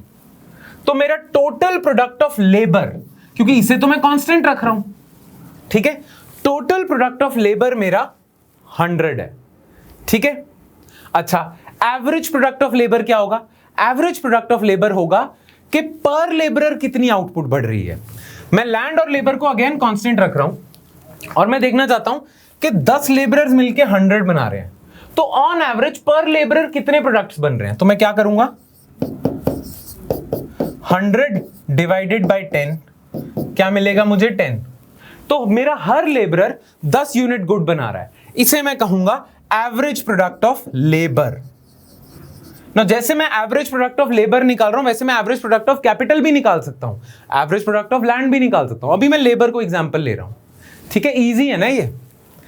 तो टोटल प्रोडक्ट क्या होगा, टोटल कितना प्रोड्यूस कर रही है लेबर, एवरेज क्या होगा, पर लेबरर कितना प्रोड्यूस हो रहा है, ठीक है। मार्जिनल प्रोडक्ट क्या होगा, ध्यान से सुनना, मार्जिनल प्रोडक्ट होगा 10 लेबरर्स मेरे मिलके बना रहे थे 100 यूनिट, जैसी मैंने 11वां लेबरर ऐड करा मेरी प्रोडक्शन हो गई, जैसी मैंने 11वां लेबरर ऐड करा 108, ठीक है। 10 लेबरर मेरे मिलके 100 बना रहे थे, 11 लेबरर्स मेरे मिलके 108 बना रहे हैं। तो ये जो मैंने एक्स्ट्रा लेबरर डाला है ये कितनी ऐड कर रहा है, 8 यूनिट्स ऐड कर रहा है ना। तो ये जो एक्स्ट्रा लेबरर है ये जितना ऐड कर रहा है उसे मैं मार्जिनल प्रोडक्ट कहूंगा, ठीक है। तो जो लास्ट बंदा आया था, जो एक्स्ट्रा बंदा आता है वो कितना ऐड कर रहा है टोटल आउटपुट में, उसे मार्जिनल कहेंगे। Total product divided by total labour कर दूंगा तो एवरेज प्रोडक्ट ऑफ लेबर मिलेगा, ऑन एवरेज पर लेबर कितना कर रहा है और सारे मिलके कितना कर रहे हैं वो टोटल है ना। तो इसका कुछ ऐसे हो जाएगा कि टोटल प्रोडक्ट ऑफ लेबर, तो चलो है ही है, एवरेज प्रोडक्ट क्या होगा, total product divided by input units कितने हैं, यानी कि लेबर यूनिट्स कितने हैं, और मार्जिनल प्रोडक्ट क्या होगा, change in total product divided by change in input, यानी कि 11वां लेबरर जो आया, चेंज इन इनपुट अब 1 का हो गया, 10 की बजाय अब 11 लेबरर्स हो गए। चेंज इन इनपुट ने कितना चेंज करा टोटल प्रोडक्ट में? एक लेबरर नया आया, उसने कितनी एडिशन करी, वो मार्जिनल प्रोडक्ट होगा। ठीक है, so total product, average product, marginal product, ये है। क्लियर? नाउ एक चीज आपको याद रखनी है, इसमें हम एक पर्टिकुलर इनपुट पे नजर डाल रहे हैं, बाकी सबको कांस्टेंट रख रहे हैं। ठीक है, ये चीज आपको ध्यान में रखनी है, बस एक पर्टिकुलर इनपुट पे आप नजर डाल रहे हो, बाकी चीजों को कांस्टेंट रख रहे हो। क्लियर? ठीक है, so total product, average product, marginal product. Marginal जब भी वर्ड आएगा ना, आगे भी ये ध्यान रखना, बहुत यूज होगा मार्जिनल, जब भी आगे आएगा इसका मतलब क्या है, लेटेस्ट जो एडिशन हुई है उसने कितना चेंज किया है, बस दैट्स इट। ठीक है, तो ये हो गया टोटल, एवरेज, मार्जिनल। नाउ एक और चीज ध्यान में रखना, आपको पता है, मान लो एक फैक्ट्री है जिसमें 10 लेबरर्स ही चाहिए।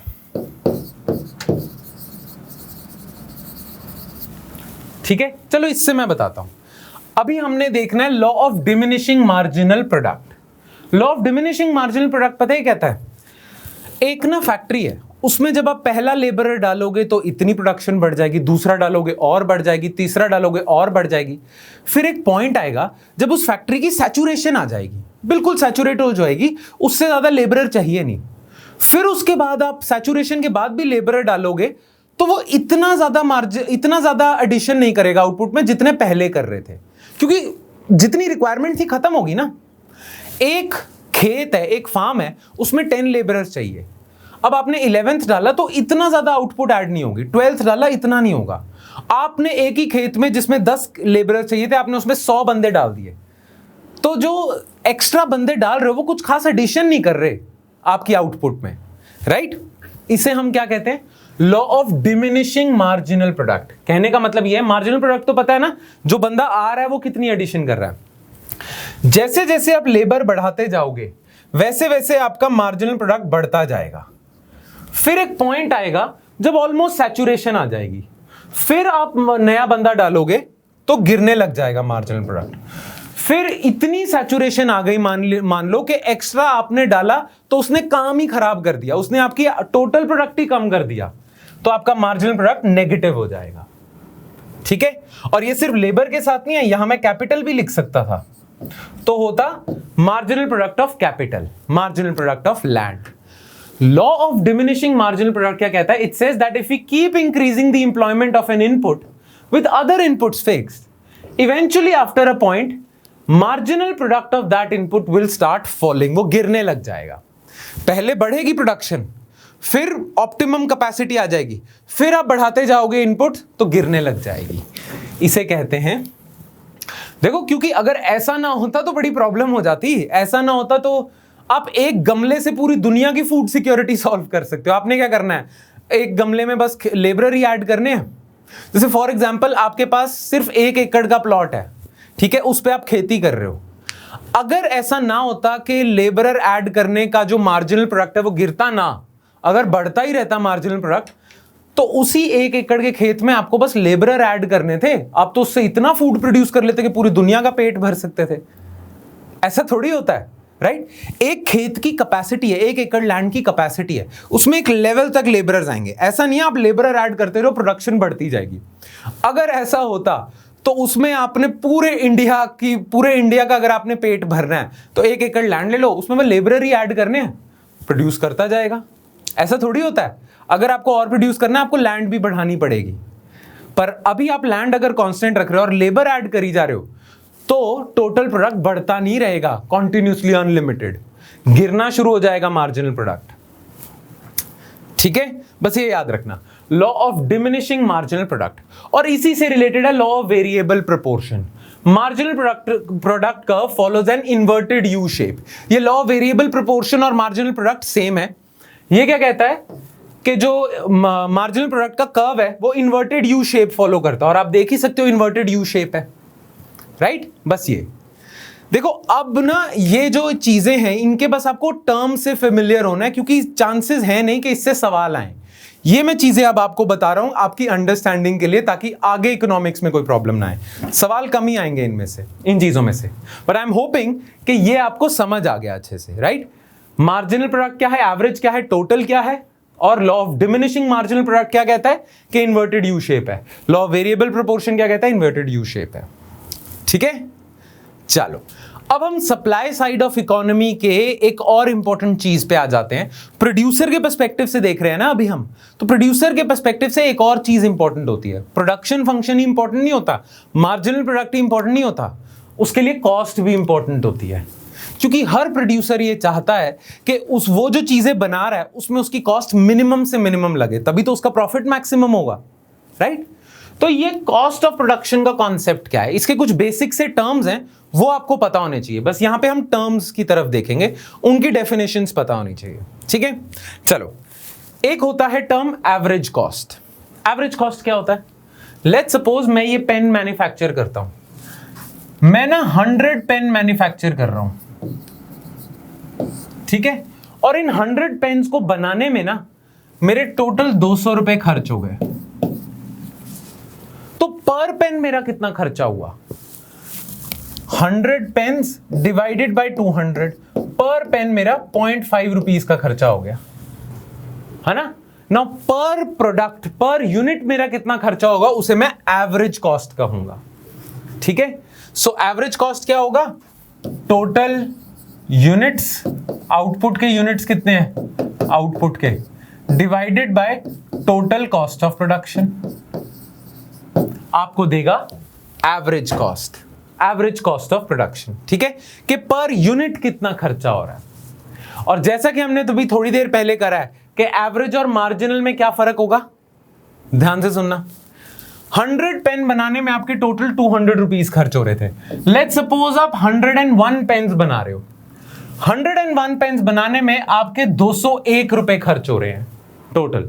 तो ये जो एक्स्ट्रा पेन बनाया है आपने, उसमें आपका 1 रुपया खर्च हुआ है। तो ये जो एक्स्ट्रा पेन बनाने, लास्ट पेन जो आपने बनाया उस पर आपका जितना खर्चा हुआ है वो मार्जिनल कॉस्ट होगी। ठीक है, एवरेज तो क्या होगा, total units divided by total cost. अब उसके बाद आपने एक पेन और बनाया, उसमें कितना खर्चा हुआ आपका, वो होगी आपकी marginal cost. So total change in total units divided by change in total cost. Total cost में आपके चेंज 1 रुपया हुआ है। सॉरी, ये टोटल, ये फॉर्मूला थोड़ा मैंने गलत दिखा दिया आपको, सॉरी अगेन, ये उल्टा है फॉर्मूला। टोटल कॉस्ट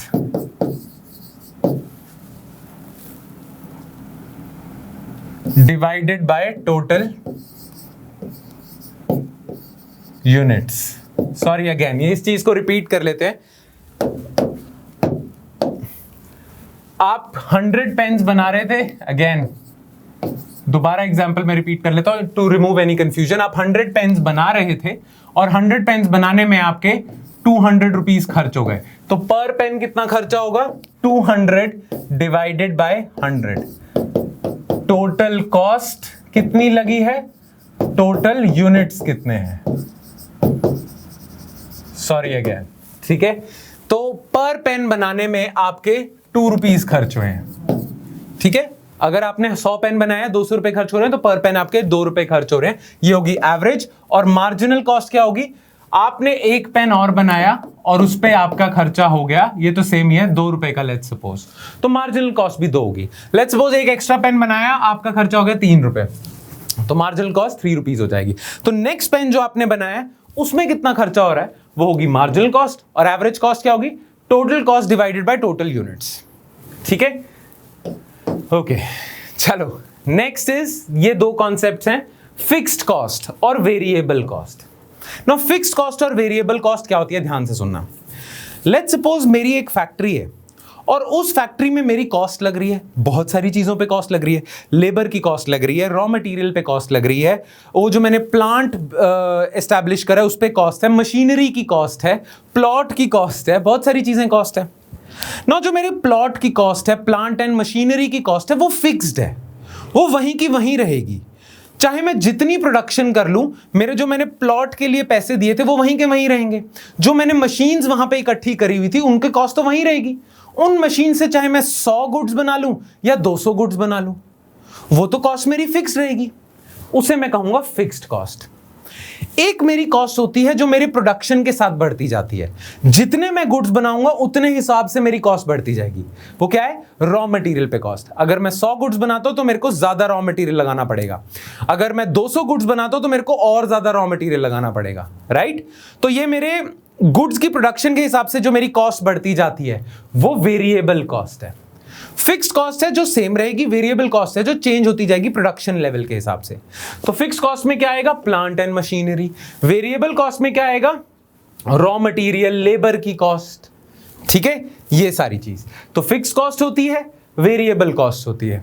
बस एक चीज का ध्यान रखना, आप में से कई लोग सोच रहे होंगे कि फिक्स्ड कॉस्ट तो देखो आप फिक्स कॉस्ट भी बढ़ सकती है। मान लो आपने प्रोडक्शन इतनी बढ़ा दी कि अब आपको 2 फैक्ट्रियां चाहिए, तो आपके प्लॉट की भी कॉस्ट बढ़ गई, मशीनरी की, प्लांट एंड मशीनरी की भी बढ़ गई, है ना? तो उस केस में तो ये फिक्स नहीं रहेगा। बिल्कुल सही बात है। तो इसीलिए ना हम एक अजम्पशन लेके चलते हैं। इन दोनों के बीच में फर्क हम शॉर्ट रन में देखते हैं।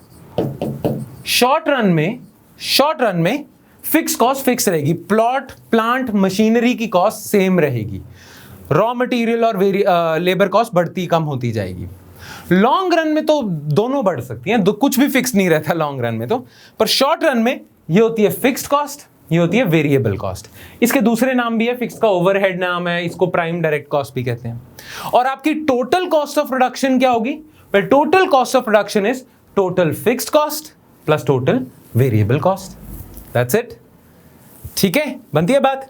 चलो आगे बढ़ते हैं और एक इंपॉर्टेंट कॉन्सेप्ट की तरफ देखते हैं। ये बहुत जगह होगा, यूपीएससी ने इस पे सवाल भी पूछा हुआ है। Opportunity cost, economic cost.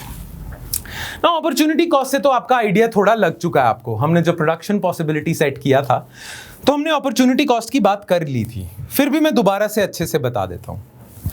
Let's suppose आपके सामने 2 चॉइसेस हैं, चॉइस ए, चॉइस बी। अगर आप चॉइस ए चूज करते हो तो आप 100 रुपए कमा सकते हो। अगर आप चॉइस बी चूज करते हो तो आप 200 रुपए कमा सकते हो ना। आप कौन सी चॉइस चूज करोगे? नेचुरल सी बात है आप बी चूज करोगे, है ना? पर हमें यह नहीं जानना आप कौन सी चूज करोगे, हमें यह जानना है अपॉर्चुनिटी कॉस्ट क्या होती है। अगर आप ए चूज करोगे तो you are giving upon an opportunity to earn 200 rupees. तो अगर आप ए ऑप्शन चूज करते हो तो आपकी अपॉर्चुनिटी कॉस्ट होगी 200 रुपीज की, because you have given up on an opportunity of 200। और अगर आप बी ऑप्शन चूज करते हो तो you have given up on the opportunity of earning 100 rupees. तो इस केस में आपकी अपॉर्चुनिटी कॉस्ट होगी 100। याद रखना, हम वही चॉइस चूज करते हैं जिसमें हमारी अपॉर्चुनिटी कॉस्ट मिनिमम होती है, कम होती है।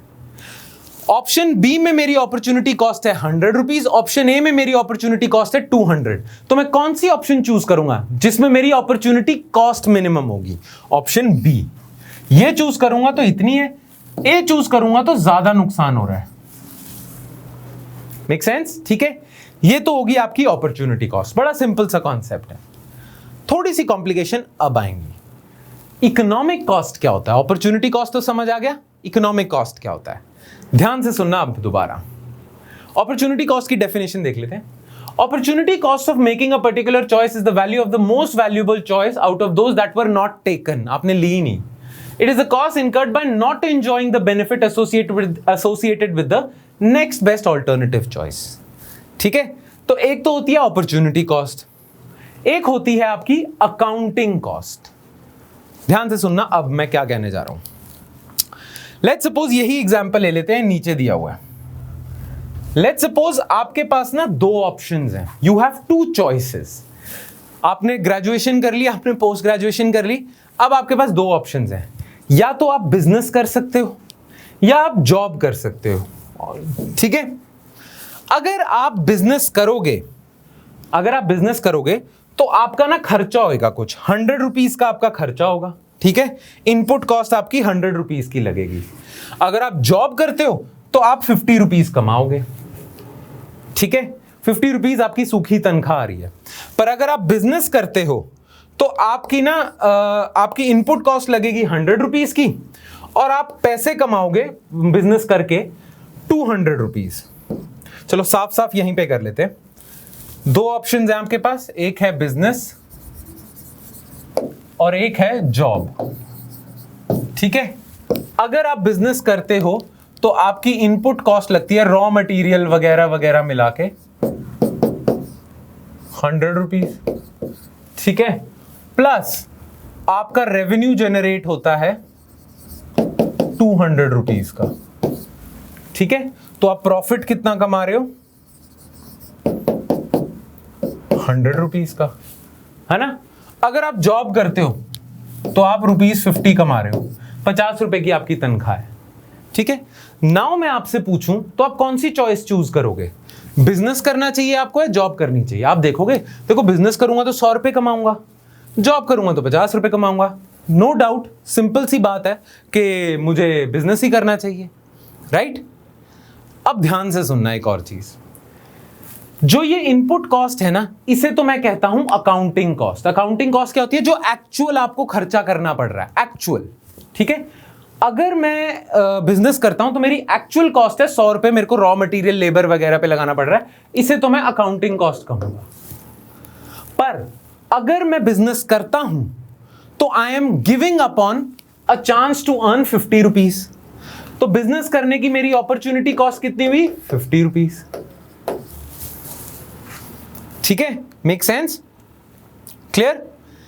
अगर मैं जॉब करता हूं, अगर मैं जॉब करता हूं तो मेरे 50 रुपीज लगे, सॉरी मुझे 50 रुपीज मिलेंगे, पर मैं 100 रुपए प्रॉफिट कमा सकता था। तो मेरी अपॉर्चुनिटी कॉस्ट कितनी हो जाएगी जॉब करने की? 100 रुपीज। यही बात है ना, यही होता है।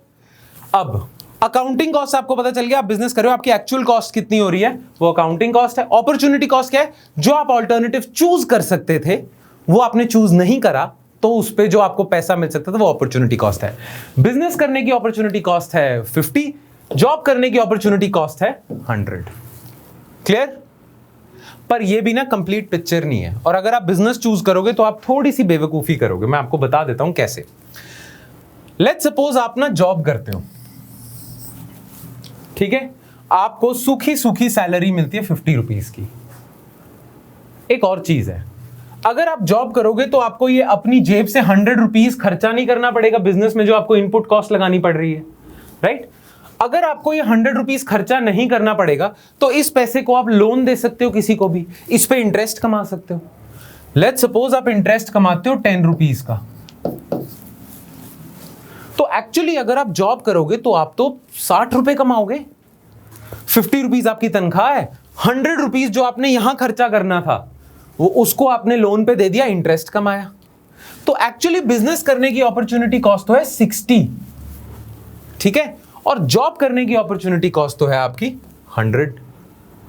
ठीक है, ये ध्यान में रखना। नाउ अब ध्यान से सुनना, अगर मैं बिजनेस करता हूं, ठीक है, तो मुझे पता है मेरी अकाउंटिंग कॉस्ट या एक्चुअल मेरी जेब से जो पैसा लगेगा वो होगा 100 रुपीज। ठीक है, पर अगर मैं बिजनेस ना करता तो मैं जॉब करता तो मैं कमा लेता टोटल 60 रुपीज, है ना। अगर मैं बिजनेस ना करता, ठीक है, अगर मैं बिजनेस ना करता तो इसी पैसे को लोन दे देता, 10 रुपीज का इंटरेस्ट कमाता, 50 रुपीज सैलरी, 10 रुपीज इंटरेस्ट, तो मेरे टोटल पैसे कितने हो गए? 60 रुपीज कमाता। तो ये तो हो गई मेरी अपॉर्चुनिटी कॉस्ट बिजनेस करने की, कि ये मैंने छोड़ दिया कमाई। और बिजनेस करने में मेरे को एक्चुअल खर्चा जो करना पड़ रहा है वो है 100 रुपीज। ठीक है, तो मैंने जो खर्चा करा है, एक तो ये 100 रुपीज का खर्चा करा है, इसे मैं कहता हूं अकाउंटिंग कॉस्ट। तो डोंट यू थिंक मेरा जो रेवेन्यू होना चाहिए, ये काट दो प्रॉफिट, मेरा जो रेवेन्यू होना चाहिए वो कम से कम 160 रुपीज का होना चाहिए मेरा रेवेन्यू। अगर मैं लेट्स सपोज मेरा 100 रुपीज का तो खर्चा हो रहा है, पर मेरा रेवेन्यू 200 नहीं है, मेरा रेवेन्यू 140 रुपीज है। इस केस में मेरा प्रॉफिट कितना होगा? 40 रुपए। अगर मेरा 40 रुपए प्रॉफिट है तो इससे बढ़िया तो मैं जॉब में नहीं था 60 रुपए कमा रहा था। तो मेरा जो रेवेन्यू होना चाहिए, वो ना सिर्फ मेरे ये 100 रुपए कवर कर ले, ये मेरे 60 रुपीज भी कवर कर ले अपॉर्चुनिटी कॉस्ट के। ठीक है, मेरा रेवेन्यू शुड बी आइदर 160 और ग्रेटर देन 160। अगर मेरा रेवेन्यू 160 होता है तो मेरा प्रॉफिट 60 रुपीज का होगा, विच विल बी सेम अगर मैं जॉब में होता उतना कमाता, है ना। तो मेरा जो रेवेन्यू है वो कम से कम इतना होना चाहिए कि ये 160 रुपीज कवर हो जाए, अकाउंटिंग कॉस्ट भी कवर हो जाए, अपॉर्चुनिटी कॉस्ट भी कवर हो जाए और उससे ज्यादा हो, तभी मैं बिजनेस चूज करूंगा, नहीं तो मैं जॉब में ही खुश हूं। Make sense? ठीक है, तो accounting cost plus opportunity cost gives me economic cost. ये याद रखना, अकाउंटिंग कॉस्ट होती है एक्चुअल जेब से खर्चा जा रहा है, अपॉर्चुनिटी कॉस्ट आपको पता है, जब आप accounting cost plus opportunity cost को ऐड करते हो तो आपको मिलता है इकोनॉमिक कॉस्ट। इसका मतलब आपका रेवेन्यू इतना होना चाहिए कि आपकी इकोनॉमिक कॉस्ट कवर हो, नहीं तो आप यही ऑप्शन चूज कर लोगे। और यही यहां पे दिया हुआ है, बिजनेस की इनपुट कॉस्ट है 100, अपॉर्चुनिटी कॉस्ट ऑफ लेबर 50। ये आप जॉब करके 50 रुपए कमा सकते थे, ये आपने छोड़ दिया। ठीक है, अपॉर्चुनिटी कॉस्ट ऑफ कैपिटल 20 रुपए आप इंटरेस्ट कमा सकते थे इस पे। ठीक है, टोटल अपॉर्चुनिटी कॉस्ट आपकी कॉस्ट हो गई, टोटल पैसा आपको 70 मिलना था। Clear? So opportunity cost of labour आपकी, जो आप जॉब से पैसा कमा सकते थे 50, अगर आप ये 100 रुपए लोन दे देते लेट्स सपोज, तो आपको उस पर 20 रुपीज इंटरेस्ट मिलता लेट्स सपोज, तो ये 20 रुपीज। ठीक है, 100 रुपीज आपका लग रहा है, तो टोटल इकोनॉमिक कॉस्ट है 170। 70 रुपए अपॉर्चुनिटी कॉस्ट है, 100 रुपए अकाउंटिंग कॉस्ट है। Your revenue in business should be more than 170 और unless you will choose job. ठीक है, ये चीज है opportunity cost, accounting cost, economic cost. ठीक है, एक और टर्म है इकोनॉमी ऑफ स्केल, इसको बस अभी ध्यान में रखना, इसको हम थोड़ी देर में कभी करेंगे, आने वाले लेक्चर्स में हम इकोनॉमी ऑफ स्केल को टैकल करेंगे। अभी बस इसको ध्यान में रखना आपने कि ये एक चीज है, इसको पढ़ लेना, अगर समझ आता है ठीक है, नहीं समझ आता कोई बात नहीं। क्लियर? ठीक है, तो ये हो गया हमारा important concept, opportunity cost and economic cost. Opportunity और इकोनॉमिक कॉस्ट क्या होता है, इकोनॉमिक्स ऑफ स्केल हम 3rd 4th लेक्चर में कवर कर लेंगे। क्लियर? चलो अब हम आ जाते हैं अपने लास्ट टॉपिक पे, विच इज मार्केट स्ट्रक्चर्स। ये इंपॉर्टेंट है, क्वेश्चन बन सकता है इसमें। So what are market structures? Basically market structures क्या होते हैं? मार्केट स्ट्रक्चर्स एक्चुअली पूरी मार्केट में जितने भी बिजनेस ग्रुप्स हैं या प्रोड्यूसर हैं, उनके स्ट्रक्चर को मार्केट स्ट्रक्चर कहते हैं। जैसे मार्केट स्ट्रक्चर आपके 4 तरीके के होंगे। एक होता है आपका परफेक्ट कंपटीशन, एक होता है मोनोपोलिस्टिक कंपटीशन, एक होता है ओलिगोपोली, एक होता है मोनोपोली।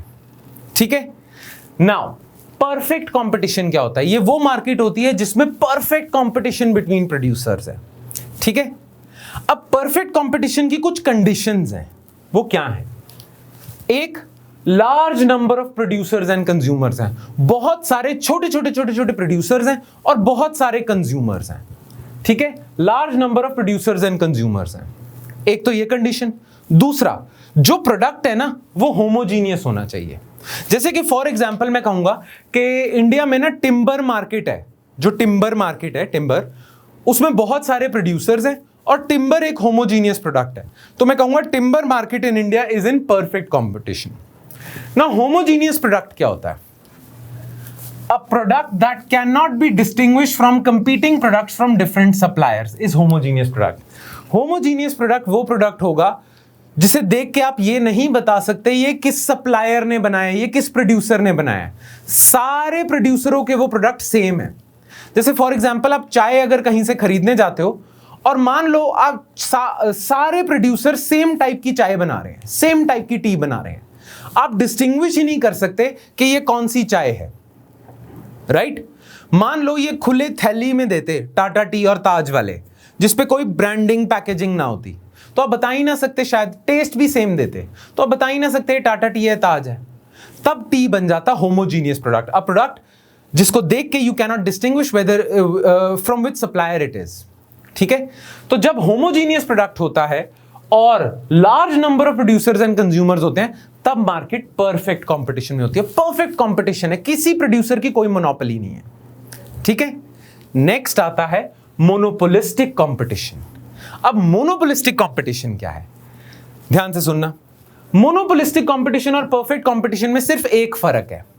मोनोपोलिस्टिक कंपटीशन में भी लार्ज नंबर ऑफ प्रोड्यूसर्स हैं, फर्म्स हैं, बहुत सारे छोटे छोटे प्रोड्यूसर्स हैं, पर इसमें जो प्रोडक्ट है ना वो होमोजीनियस नहीं है, वो डिफरेंशिएटेड है। डिफरेंशिएटेड प्रोडक्ट पता है कौन सा होता है? डिफरेंशिएटेड प्रोडक्ट वो होता है जिसको देख के आप बता सकते हो कि इस प्रोड्यूसर ने बनाया है। अगेन चाय का एग्जांपल ले लेते हैं। पहले एग्जांपल में चाय ना ब्रांडिंग पैकेजिंग में नहीं मिल रही थी, अब प्रॉपर डब्बों में मिल रही है। जिस डब्बे पे लिखा है ताज, आपको पता है वो ताज टी है। जिस पे लिखा है ब्रुक बॉन्ड, आपको पता है वो ब्रुक बॉन्ड है। जिस पे लिखा है रेड लेबल, आपको पता है वो रेड लेबल है, राइट? तो जो चाय है आपकी वो डिफरेंशिएटेड है, आप देख के बता सकते हो कि ये किस प्रोड्यूसर ने बनाई है। उस केस में चाय हो जाती है डिफरेंशिएटेड। सो जब आप डिफरेंशिएटेड प्रोडक्ट्स डाल देते हो और लार्ज नंबर ऑफ प्रोड्यूसर्स ही रखते हो, तब बन जाता है मोनोपोलिस्टिक कंपटीशन। याद रखना, इसमें परफेक्ट कंपटीशन है, इसमें कंपटीशन थोड़ा सा ज्यादा हो जाएगा, सॉरी इसमें कंपटीशन थोड़ा सा कम हो जाएगा और मोनोपोली एलिमेंट्स थोड़े से ज्यादा आएंगे, क्योंकि इसमें प्रोडक्ट डिफरेंशिएटेड है, लोगों की एसोसिएशन है ब्रांड से। खैर ये होगा मोनोपोलिस्टिक कंपटीशन। नेक्स्ट है ओलिगोपोली। ओलिगोपोली में क्या होगा, ज्यादातर जितनी भी मार्केट्स है ना वो ओलिगोपोलिस्टिक ही होती हैं। ओलिगोपोली में क्या होता है कि बहुत कम पर बड़े बड़े प्रोड्यूसर्स हैं, 5 या 6, 5 से 10 ना प्रोड्यूसर्स हैं, पर वो बड़े बड़े हैं। इन दोनों में क्या था, छोटे छोटे बहुत सारे प्रोड्यूसर्स थे। इसमें क्या है, थोड़े से 2, 4, 5, 6 पर बड़ी बड़ी कंपनीज हैं, वो होते हैं ओलिगोपोली। ओलिगोपोली जब आ जाता है तो इसमें आप देखना, इसमें कंपटीशन का लेवल थोड़ा कम हो जाता है और ओलिगोपोली में मोनोपोली एलिमेंट ज्यादा आ जाता है। जैसे जो भी टेलीकॉम मार्केट है उसमें 3 बड़े प्लेयर्स हैं, तो उसे मैं ओलिगोपोलिस्टिक मार्केट कहूंगा, जिसमें 3 बड़े बड़े प्लेयर हैं, थोड़ी सी फर्म्स हैं पर बड़ी बड़ी हैं, उन्हें हम ओलिगोपोली कहते हैं।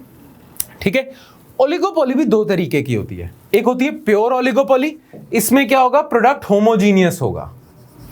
जब ओलिगोपोलिस्टिक कंपटीशन में थोड़ी सी फर्म्स हैं पर प्रोडक्ट होमोजीनियस है, तो आप कहोगे प्योर ओलिगोपोली।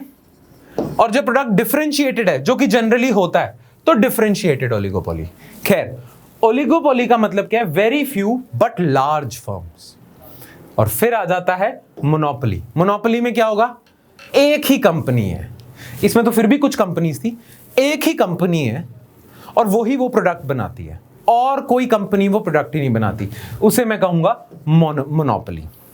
देखना, जैसे आप परफेक्ट कंपटीशन से मोनोपोली की तरफ जाते हो, कंपटीशन का एलिमेंट कम हो जाता है। सबसे ज्यादा कंपटीशन था कंपनीज के बीच में इसमें, और सबसे कम कंपटीशन है इसमें। इसमें तो कंपटीशन ही नहीं है, एक ही कंपनी है। सिमिलरली यहां से यहां जाओगे तो मोनोपोली एलिमेंट बढ़ता जाता है, कंपटीशन कम होता जाएगा, मोनोपोली एलिमेंट बढ़ता जाएगा। क्लियर? बस ये पता होना चाहिए। ठीक है, नाउ इसी के साथ हमारा ना आज का लेक्चर खत्म होता है। ठीक है, नाउ आई कैन अंडरस्टैंड कि आज के लेक्चर में हमने कोशिश करी है कि सारी माइक्रो इकोनॉमिक्स जो आपके लिए जरूरी है आज ही के लेक्चर में आपको दे दे। तो it can be a little overwhelming for you, आपके लिए थोड़ा ज्यादा भी हो सकता है एक ही लेक्चर में इतनी सारी इंफॉर्मेशन। ठीक है, हो सकता है ऐसा, बट मेरी एडवाइस मानना, बी पेशेंट, होने दो। एक ही लेक्चर में इतनी ज्यादा इंफॉर्मेशन है, कोई बात नहीं, रिवाइज करना, उस इंफॉर्मेशन को अब्सॉर्ब करने की कोशिश करना। ठीक है, रिवाइज जरूर करना और जो एमसीक्यूज मिलेंगे उन्हें प्रैक्टिस जरूर करना। ओके, और कोई भी डाउट्स हो तो हमारे वीकली डाउट सेशन में जरूर पूछना। आई होप आज का लेक्चर आपको अच्छे से समझ आ गया हो। फिर भी कोई डाउट हो तो कमेंट सेक्शन में पूछ सकते हो, नहीं तो वीकली डाउट सेशन में पूछ सकते हो। ठीक है, and always remember, it might seem a little difficult एकदम से, क्योंकि आज ही के लेक्चर में इतनी इंफॉर्मेशन आई है, but be patient, follow my instructions and you will be sorted. ठीक है, चलो फिर, thank you so much guys, I will see you next time with the next lecture, lecture 2, national income accounting. Okay, thank you.